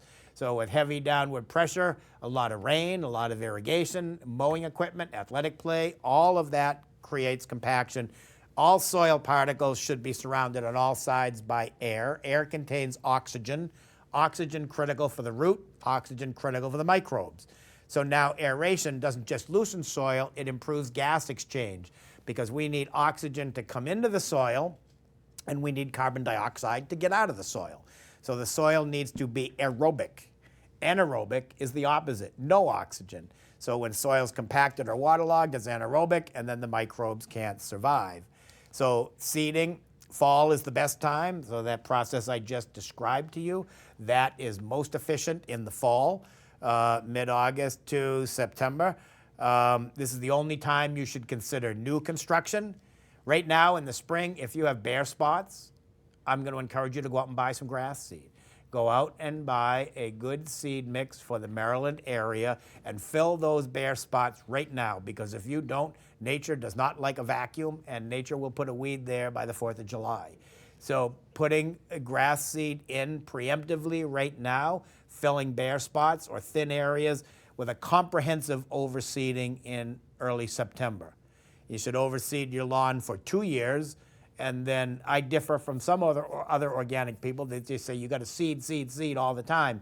You don't. At some point you get enough in there and you just concentrate on growing what you have in place. Water, more often than not, water is not a good thing. Grass does not need lots of water to survive. More often than not, too much water causes disease. It causes insect problems. It brings out the negatives.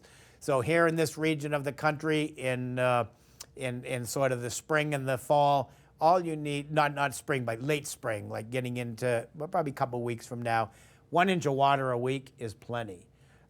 In the middle of July and August, if you have an irrigation system, you could deliver a couple of inches a week.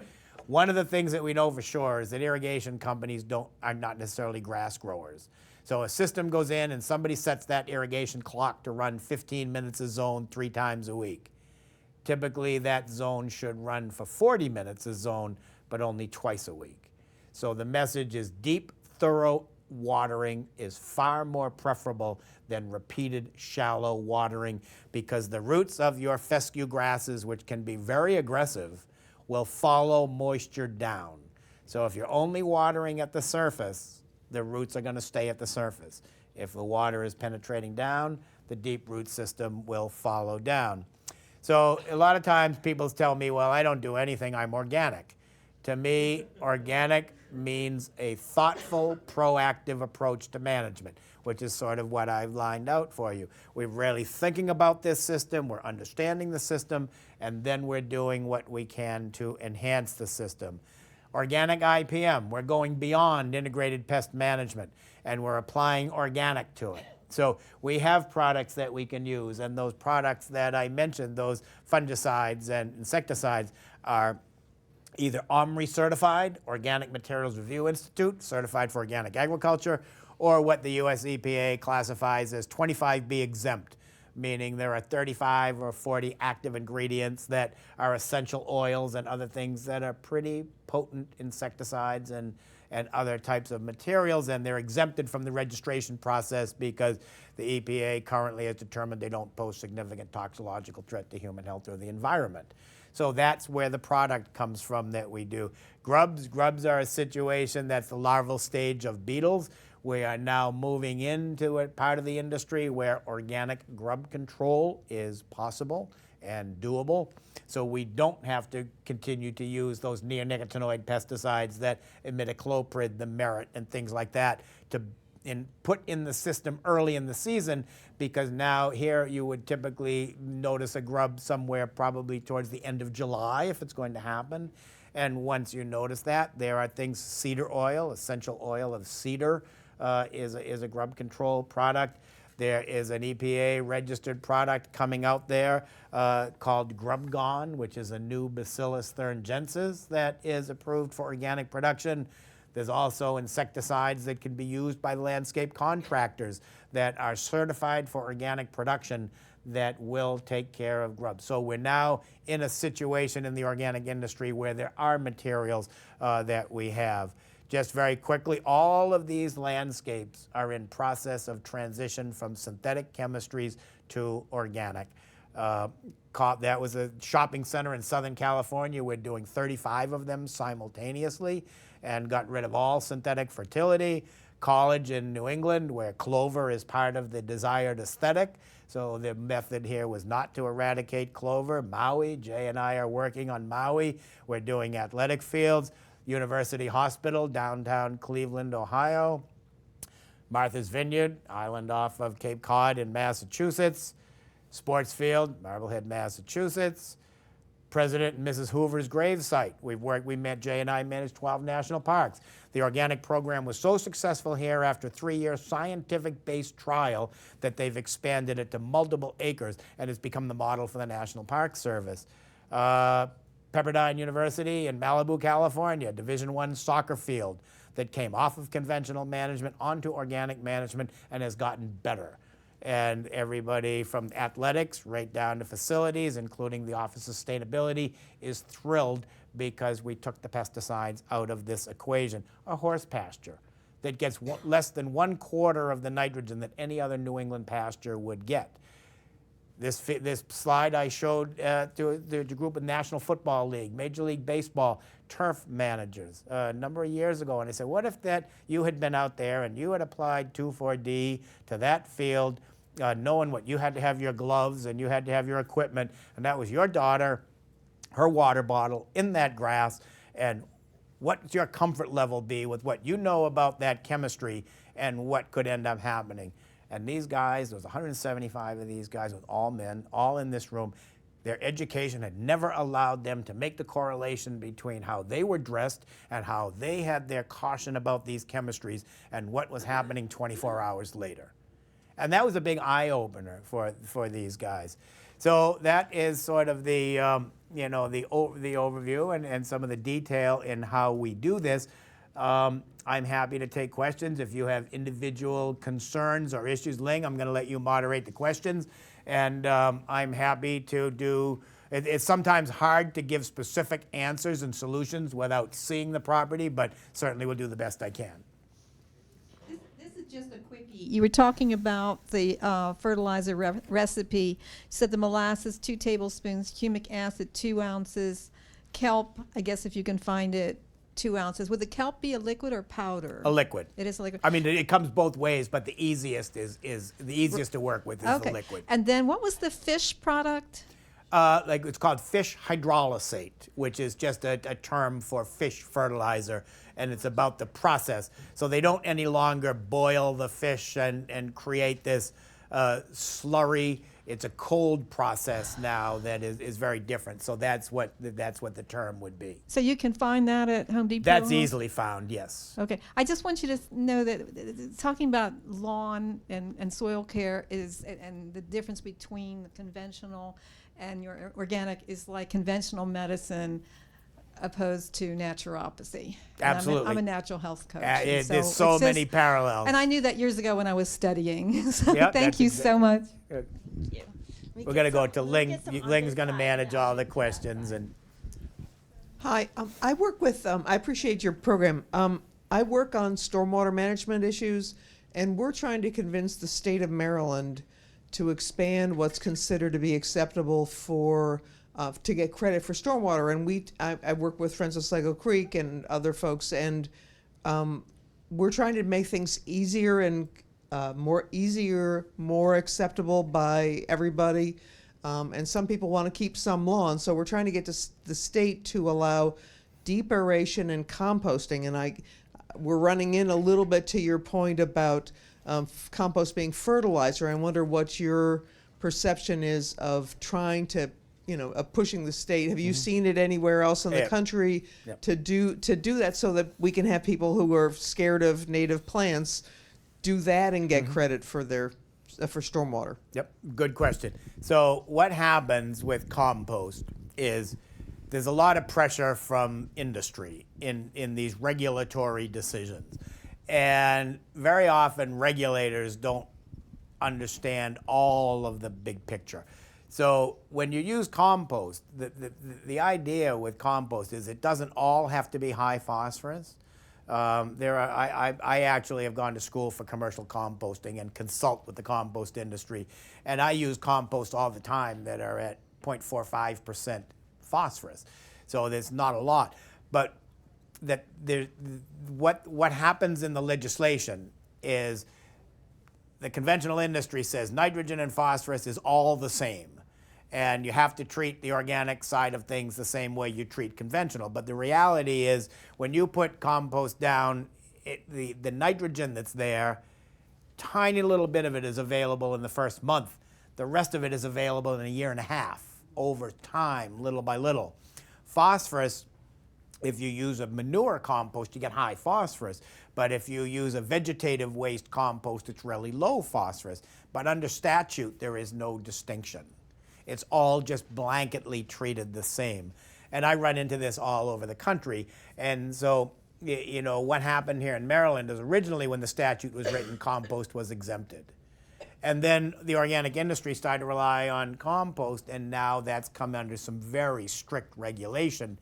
I'm not here to challenge, statute, but I don't think there's a broad understanding of how it actually works and how that it can improve soils to reduce water and to build it. And the phosphorus is not leachable. And the phosphorus is in organic matter. It's not like the phosphorus in that bag of synthetic fertilizer where we have softer black rock phosphate that's reacted with hydrochloric or sulfuric acid to be soluble. This is phosphorus, it's insoluble phosphorus bound to the organic matter fraction. So it's really different, two different animals. You've convinced me, but I'm afraid that my note-taking has really declined since my college days. We'll be recording it and sharing the link. But is there someplace written where we could look that talks about the different times that we apply the nitrogen and the different times that we apply your smoothie mix and different times that especially in fall for my lawn is really in bad shape. Mm-hmm. And is there someplace this is written? Not per se the way I've just described it. Beyond Pesticides on the website has, sort of, organic lawn care protocols and things like that.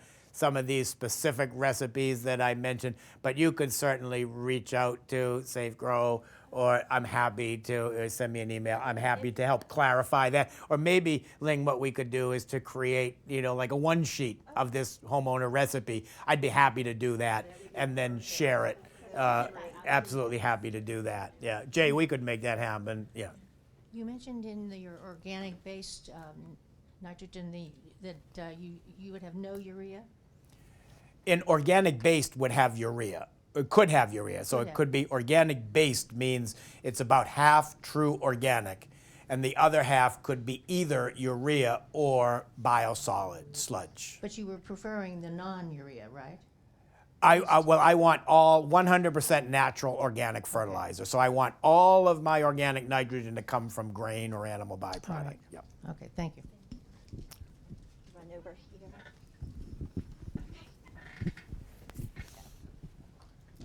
First, thank you. That was really a great overview. you. Really, really appreciate it. I work for National Wildlife Federation, and I'd love to talk to you more about this because we do a lot of this kind of work too in our Garden for Wildlife program. But my lawn is a mess, and I do have a little bit of it, not a lot, but it has all those bare spots like you were talking about. So I'm going to follow your thing, but I don't know. Can you help talk about seed selection and? Sure. So here, you're basically, as a homeowner, you're going to be growing cool season turf grasses here, which is the tall fescues, fine fescues if it's shade, and then Kentucky bluegrass and perennial ryegrass. Those are the cool season grasses. The grass that is most easily adaptable here in Maryland is the tall fescue, because tall fescue is heat tolerant. Kentucky bluegrass and ryegrass, not so much.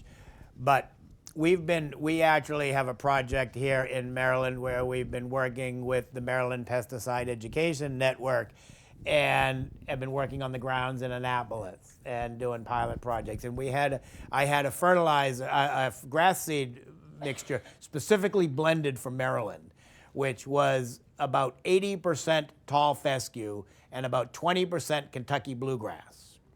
So we kept the bluegrass really small because it's not the #1 grass here, but Kentucky bluegrass spreads by underground stems called rhizomes. And that's the grass that thickens the fastest and helps choke out weeds, where tall fescue is more of what we call a clump-forming grass, where you have a clump, and then that clump sends out something called a tiller, and another clump, and another clump, and another clump, and eventually all the clumps grow together to form your lawn. So the majority of any grass seed that you buy should be tall fescue. And then there's... You get it organic and stuff like that? Not really. So what we do is basically all conventionally produced in the Pacific Northwest. But where immediately we understand that, and that's a limitation. But by using it and adopting organic practices right off the bat, we're very quickly transitioning it into an organic system. And I just want to point out, the State House is organic. Before you leave, visit the tables out there. There's still a lot of free stuff outside, and great material. So thank you. Thank you for coming here today. And when you said that the national parks are adopting that as a system, that really struck me. So thank you very much for your efforts in that regard, because to move a machine such as the man that's awesome. So hopefully we get some trickle down to my neighbors, understanding that they don't have to put all kinds of poisons in their lawn.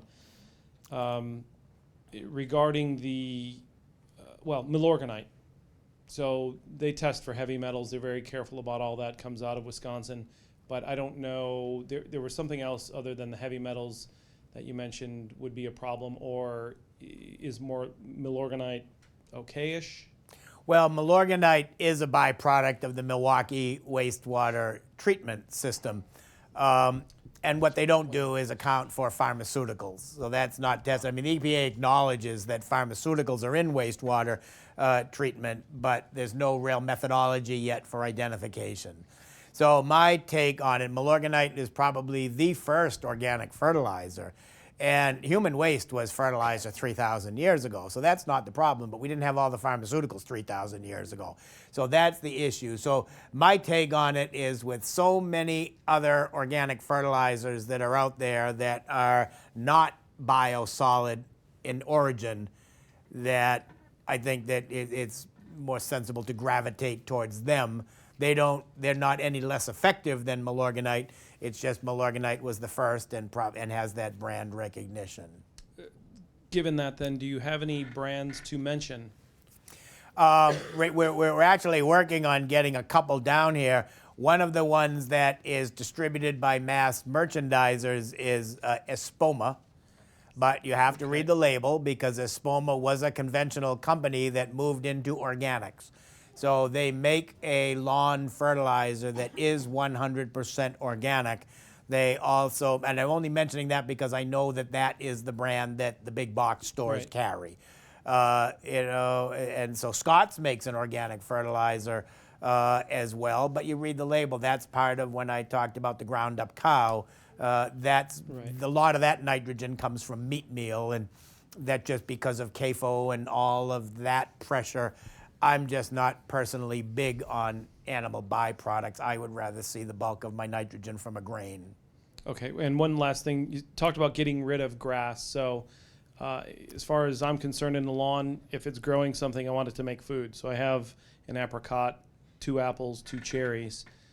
I'm more concerned about the fruit being tasty. I don't care what the lawn looks like. My wife would probably like somewhere in the middle, but I'd like to get rid of some more grass. We have 3/4 of an acre. What would you suggest folks do? Thank you.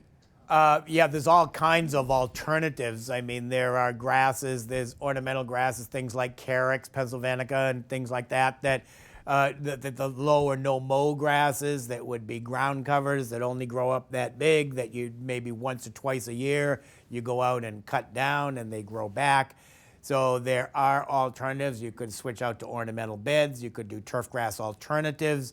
I know a lot of people in this region of the country are using something called buffalo grass. Buffalo grass is not native here to Maryland. It's a warm season grass, but it's really attractive. If you went buffalo grass, you'd want to only buy female plants. They're much more attractive than the male plant. But that's a grass that's bulletproof, needs no fertilizer. It would love the clays here. It's not native here, but it's a warm season grass. So as soon as temperatures go below 50 degrees, it will go dormant. So it's going to be going brown a lot faster than the fescue grasses. But there's all kinds of alternatives there that will reduce or eliminate mowing, completely eliminate fertilizer once they're established. You use fertilizer for the first year or two, and then after that, you never buy another bag of fertilizer. Those are the more economical alternatives for large areas where some of the perennial ground covers can get pretty pricey if you try to do big areas with them. Hi. I'm Kathy Michaels. I'm a scientist. I really appreciate these kind of presentations because it's nice to know what's actually going into what you're doing in practice.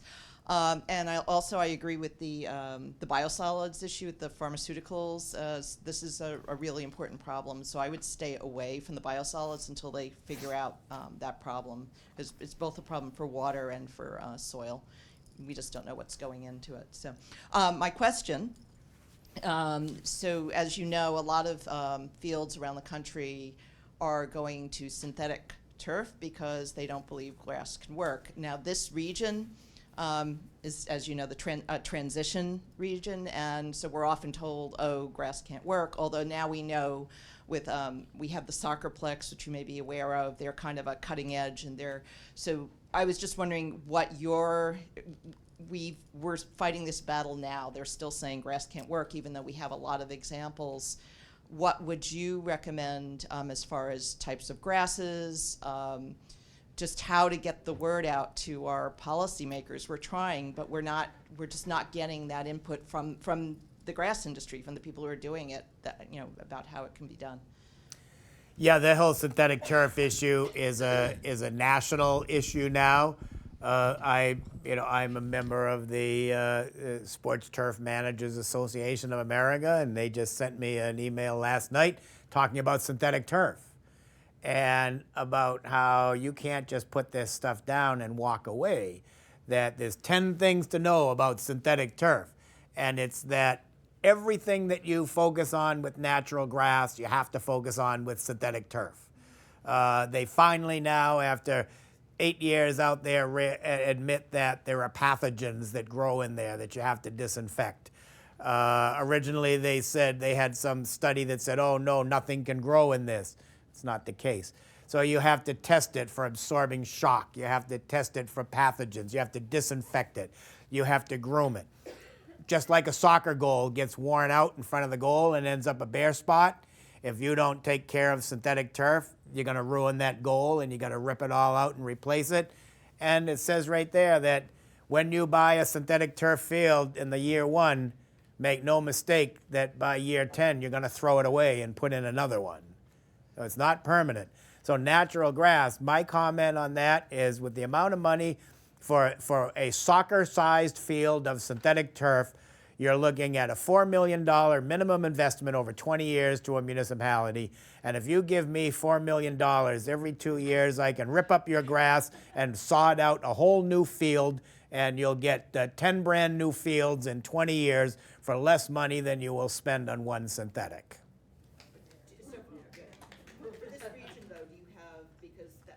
This is no different than any other region, and that's what everybody says. When Jay and I are in Southern California, can't work here. We're in Maui, it can't work here. I'm in Maryland, it can't work here. So I think because I'm from the only place this works is Massachusetts. And we get that everywhere we go.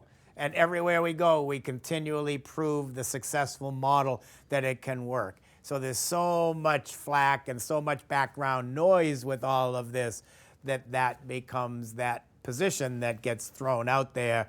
And that's part of what we're doing is little by little trying to prove. I mean, we get into some crazy environments around the country. And as long as you do it the right way, it can be successful and stand up to wear and tear and stand up to abuse. And it's all about money. I mean, if you have X number of dollars to manage a sports field and you try to skimp on it, then you, same as I told you about low, medium, and high expectations as being high cost, medium cost, low cost, it's the same thing that if anybody in the public sector is doing an athletic field and it takes this much cultural intensity, and that's everything you put into it, product, labor, water, everything else, to maintain a high quality sports field takes this much cultural intensity, but if you only budget for that much cultural intensity in either grass or synthetic, you're not going to get a quality product. So that's what happens with all of this is the expectation that you have a living organism like grass and it's supposed to get this much work and you only give it that much and then you get disappointed because it doesn't perform. And so that's where we try to bring the discussion of reality on what it takes to really manage. Can I just add to that? Because we asked the council members Can I ask a about question? the artificial turf. That wasn't my question. And they always use the excuse that it's because parents who are demanding a professional style athletic field for their kids. So if they don't hear from parents who say, it doesn't have to be perfect because I don't want my kids to get sick, they're just going to keep doing it because they sign these contracts with these companies and there's money to be made. Kathy's been doing this for years, but more parents have to get involved. I have a document produced by the Sports Turf Managers Association of America that analyzes natural grass versus synthetic. And did you know that 80% of professional football players in the National Football League honestly believe that synthetic turf shortens their career? Injuries? So that they know that when they start in high school and college and play on these surfaces and then go professional, that they're more likely to have a shorter career than people that played for their life on natural grass? Thank you. My name is Jenna. I'm very concerned about the disappearance of bees and butterflies and insects. I'm sure that a lot of people present here today are concerned about that as well. I understand, I was born in Russia and raised. We don't really have a lot of green lawns. It's not really our culture. And I understand it's very deeply ingrained into an American culture to have this, perfectly green, uniformed lawn. But it's also a huge contributor to, the devastation that's happening with insects and bees, and eventually we're just not going to have anything to eat because we're not going to have any pollinators left. So I only have a quarter of an acre right now, and I want to do everything possible that I can do to stop this by example. So I would like to convert my lawn into something that's actually going to be useful for insects and bees and pollinators. So right now I have kind of this mismatch of everything, and I love my dandelions, and I love the little blue flowers, and it just looks beautiful to me. I know that my neighbors look at me like I'm just lazy. So what I'm trying to ask is, what would be your suggestion if I wanted to convert my lawn, at least part of it? I actually want to have a lot of native plants, but I also want to have a little bit of grass, but I would prefer maybe to go for like clover or something that blooms and actually can feed the insects and bees. What would be the best option for me, for Maryland, for our climate? Is it clover? Is it something else? Well, you have a lot of different options. Certainly clover would be one of those. You could think about a meadow. I mean, meadows, you could adapt. Meadows can be adapted in any region of the country with native plant material. I have a colleague back up in New England whose specialty is exactly that, taking these big expanses of lawn and converting it to habitat. And so that habitat, you can have a meadow that grows like that or a meadow that grows like that. It's going to be ornamental. It's going to be flowering. It's all going to be habitat. And it would be all regionally adapted, meaning native to the Mid-Atlantic region. So that's really a big thing. We've been doing that back up in New England for a long time. And this colleague of mine, like I said, that's his specialty, is taking out 20,000 square feet of grass and turning it into something that would be broad genetic diversity as habitat. Michael Nadeau, Nadeau, or Nadeau, and he lives in Connecticut. He's well known in this, so you could Google. Go, and then there's a woman that lived down here. She lives out in the Midwest now. Her name is Catherine Zimmerman. And you could reach out to Beyond Pesticides, could give you her contact, and she's also a meadow specialist. We also, at National Wildlife Federation's website, go to Garden for Wildlife, and we have something working with Dr. Doug Tallamy, who's pioneered this. He's now done it for the whole country, working with us and the Forest Service. You plug in your zip code, and it tells you the best native plants that are host to caterpillars, which then help obviously turn into butterflies, but are also key protein for nesting birds, so you help a lot. But that's really easy to do, and we worked with Catherine Zimmerman a lot too. But Dr. Doug Tallamy has created this amazing database that we have that's available now on National Wildlife Federation's And website. he's a local resource right here. This is where he began. Yeah, hi. Earlier in your presentation, there seemed to be a common theme of this product isn't available, that product isn't available, this product's only been available 2 years. So the kind of products and seeds and things that are organic that you think are necessary and you want to use, have you been kind of encouraging the industry and producers, or even thought of doing yourself so that they're available in the future? Like, what have you been doing industry-wide to make, organic, gardening, go forward the way that you want it to?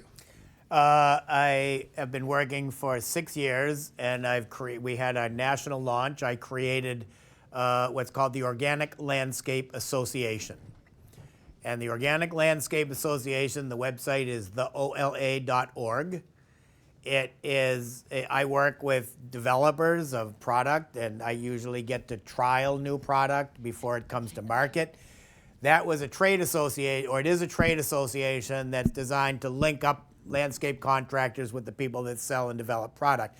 But it has a very interesting wrinkle, is that it has a component for the homeowner or the advocate.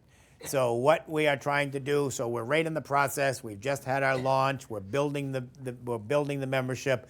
There will be a whole section on the Organic Landscape Association that will be geared just to you folks, where there'll be that recipe that you asked about. That will be there. There'll be downloadable white papers on what do I do if I have this and this and this. So the idea is that if we can educate you as the homeowner to advocate for organic lawn care, then when the landscaper says it can't be done, you can say, yes, it can, and you can change the landscaper, and the landscaper changes from chemicals to organic, buys more organic product is sold, stimulates research and development, and then all of a sudden we get what we need. And so that is a strategy that, like I said, took me 5 years to get to that point. I worked with a broad base of people. Nobody did it, so I took it upon myself over the last 18 to 20 months and just did it.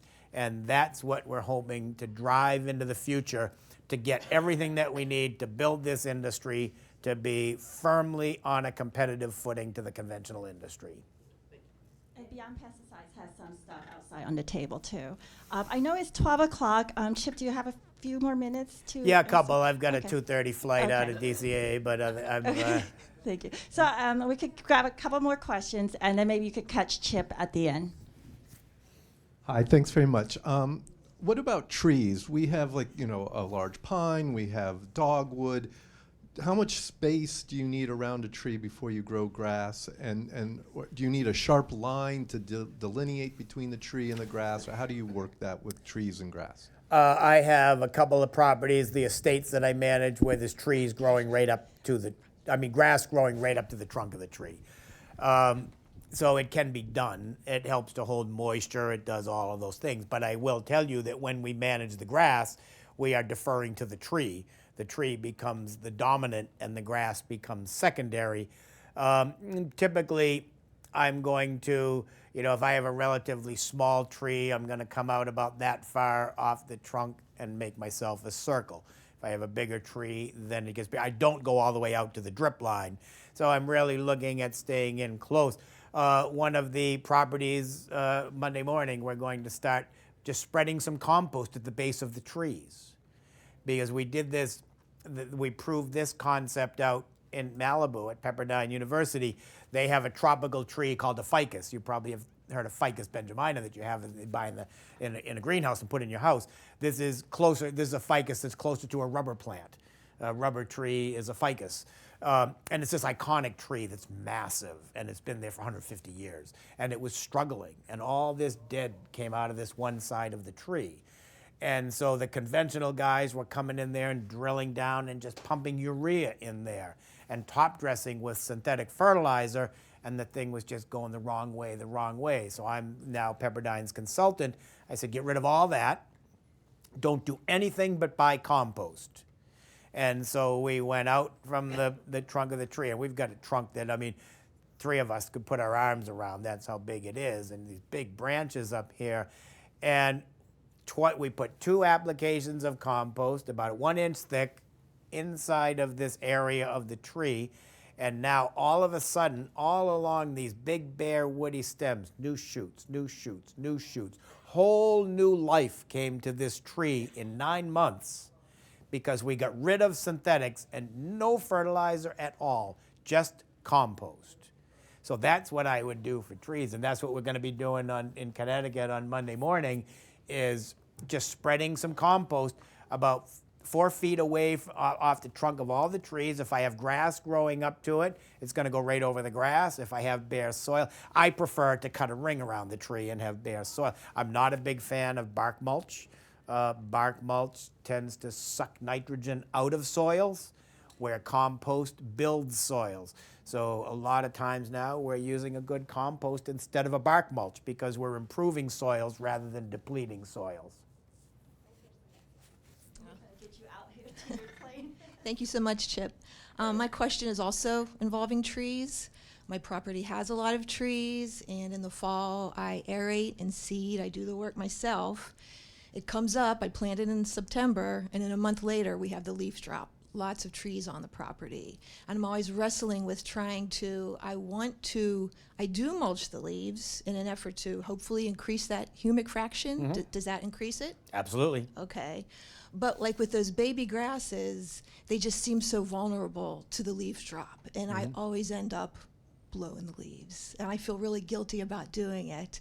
So do you have any advice as to how to kind of... So early in the season, as leaf drop starts to happen, every week you're just going to mow the leaves and grind them all up under there.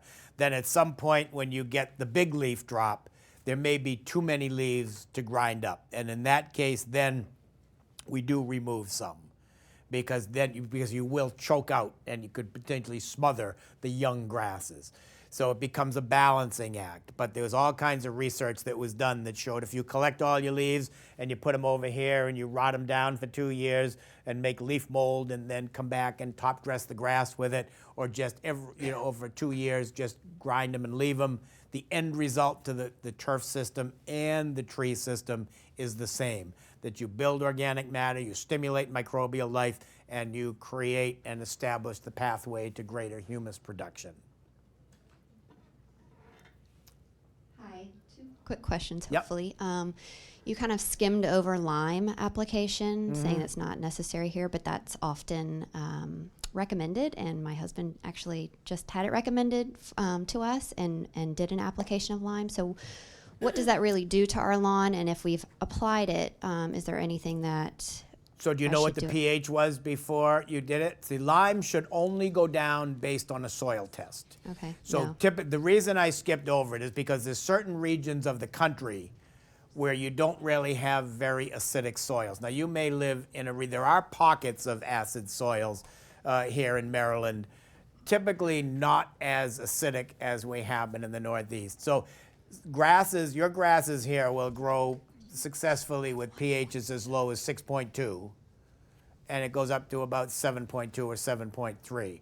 So typically, much of Maryland falls into that. So, but if you had a soil test that showed that you needed lime, it could be done in the spring or the fall. Typically, we don't do it unless a soil test indicates, because what can happen is if you start to push the pH too high, you can get some negatives happening, not quite as intense as if the pH is too low. So that's when I typically refer to a soil test. If I'm considering doing lime, that's really when I want that soil test to tell me that I need that. And the interpretation comments on the soil test would tell you how much to put down. And that's really critical, whether you put down 10 pounds 1,000 square feet or 50 pounds 1,000 square feet. Because if you get too much lime, it can be disruptive to this whole system. So I didn't mean to make the comment that you never need lime here in Maryland, but knowing that probably 80% of the time you don't need it, I just didn't spend a lot of time on it, where Okay. in another region of the country I would have. Thank you. And one other question regarding ticks. We have a lot of ticks in our. My property backs up to a nice stretch of woods, and I have 2 young kids, and I mean we can go out and we'll find 14 ticks on us. Is there anything that we can apply that will not affect our lawn, that will deter ticks? I know we've used cedar oil before. Yeah, What do you recommend? there's natural tick and mosquito and tick sprays now, and it's a combination of essential oils and repellents. And garlic is one of the repellents. It's actually become the most profitable sector of the organic landscape industry, extremely profitable.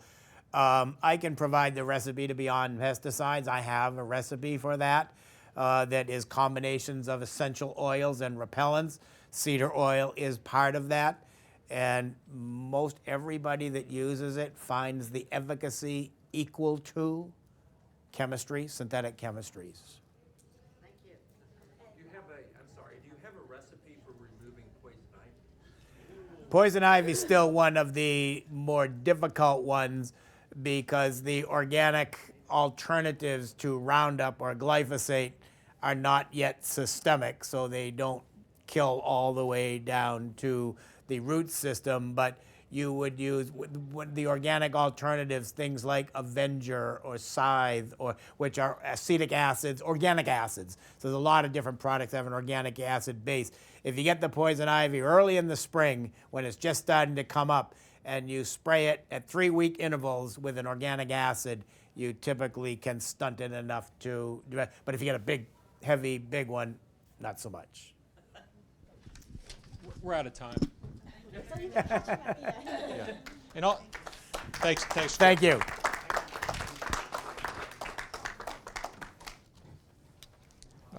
I learned a lot. I hope everybody else got a lot out of the presentation. Chip, thank you for coming again. You're very That was welcome. great. Thanks.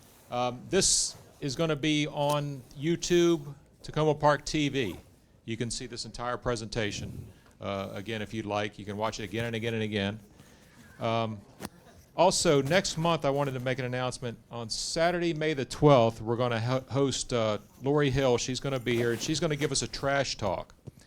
And this is tips for living a low-waste life. So it's going to be very beneficial, and that helps to support our anti-litter programs here in the city. Thank you to all the sponsors that helped to make this event happen today.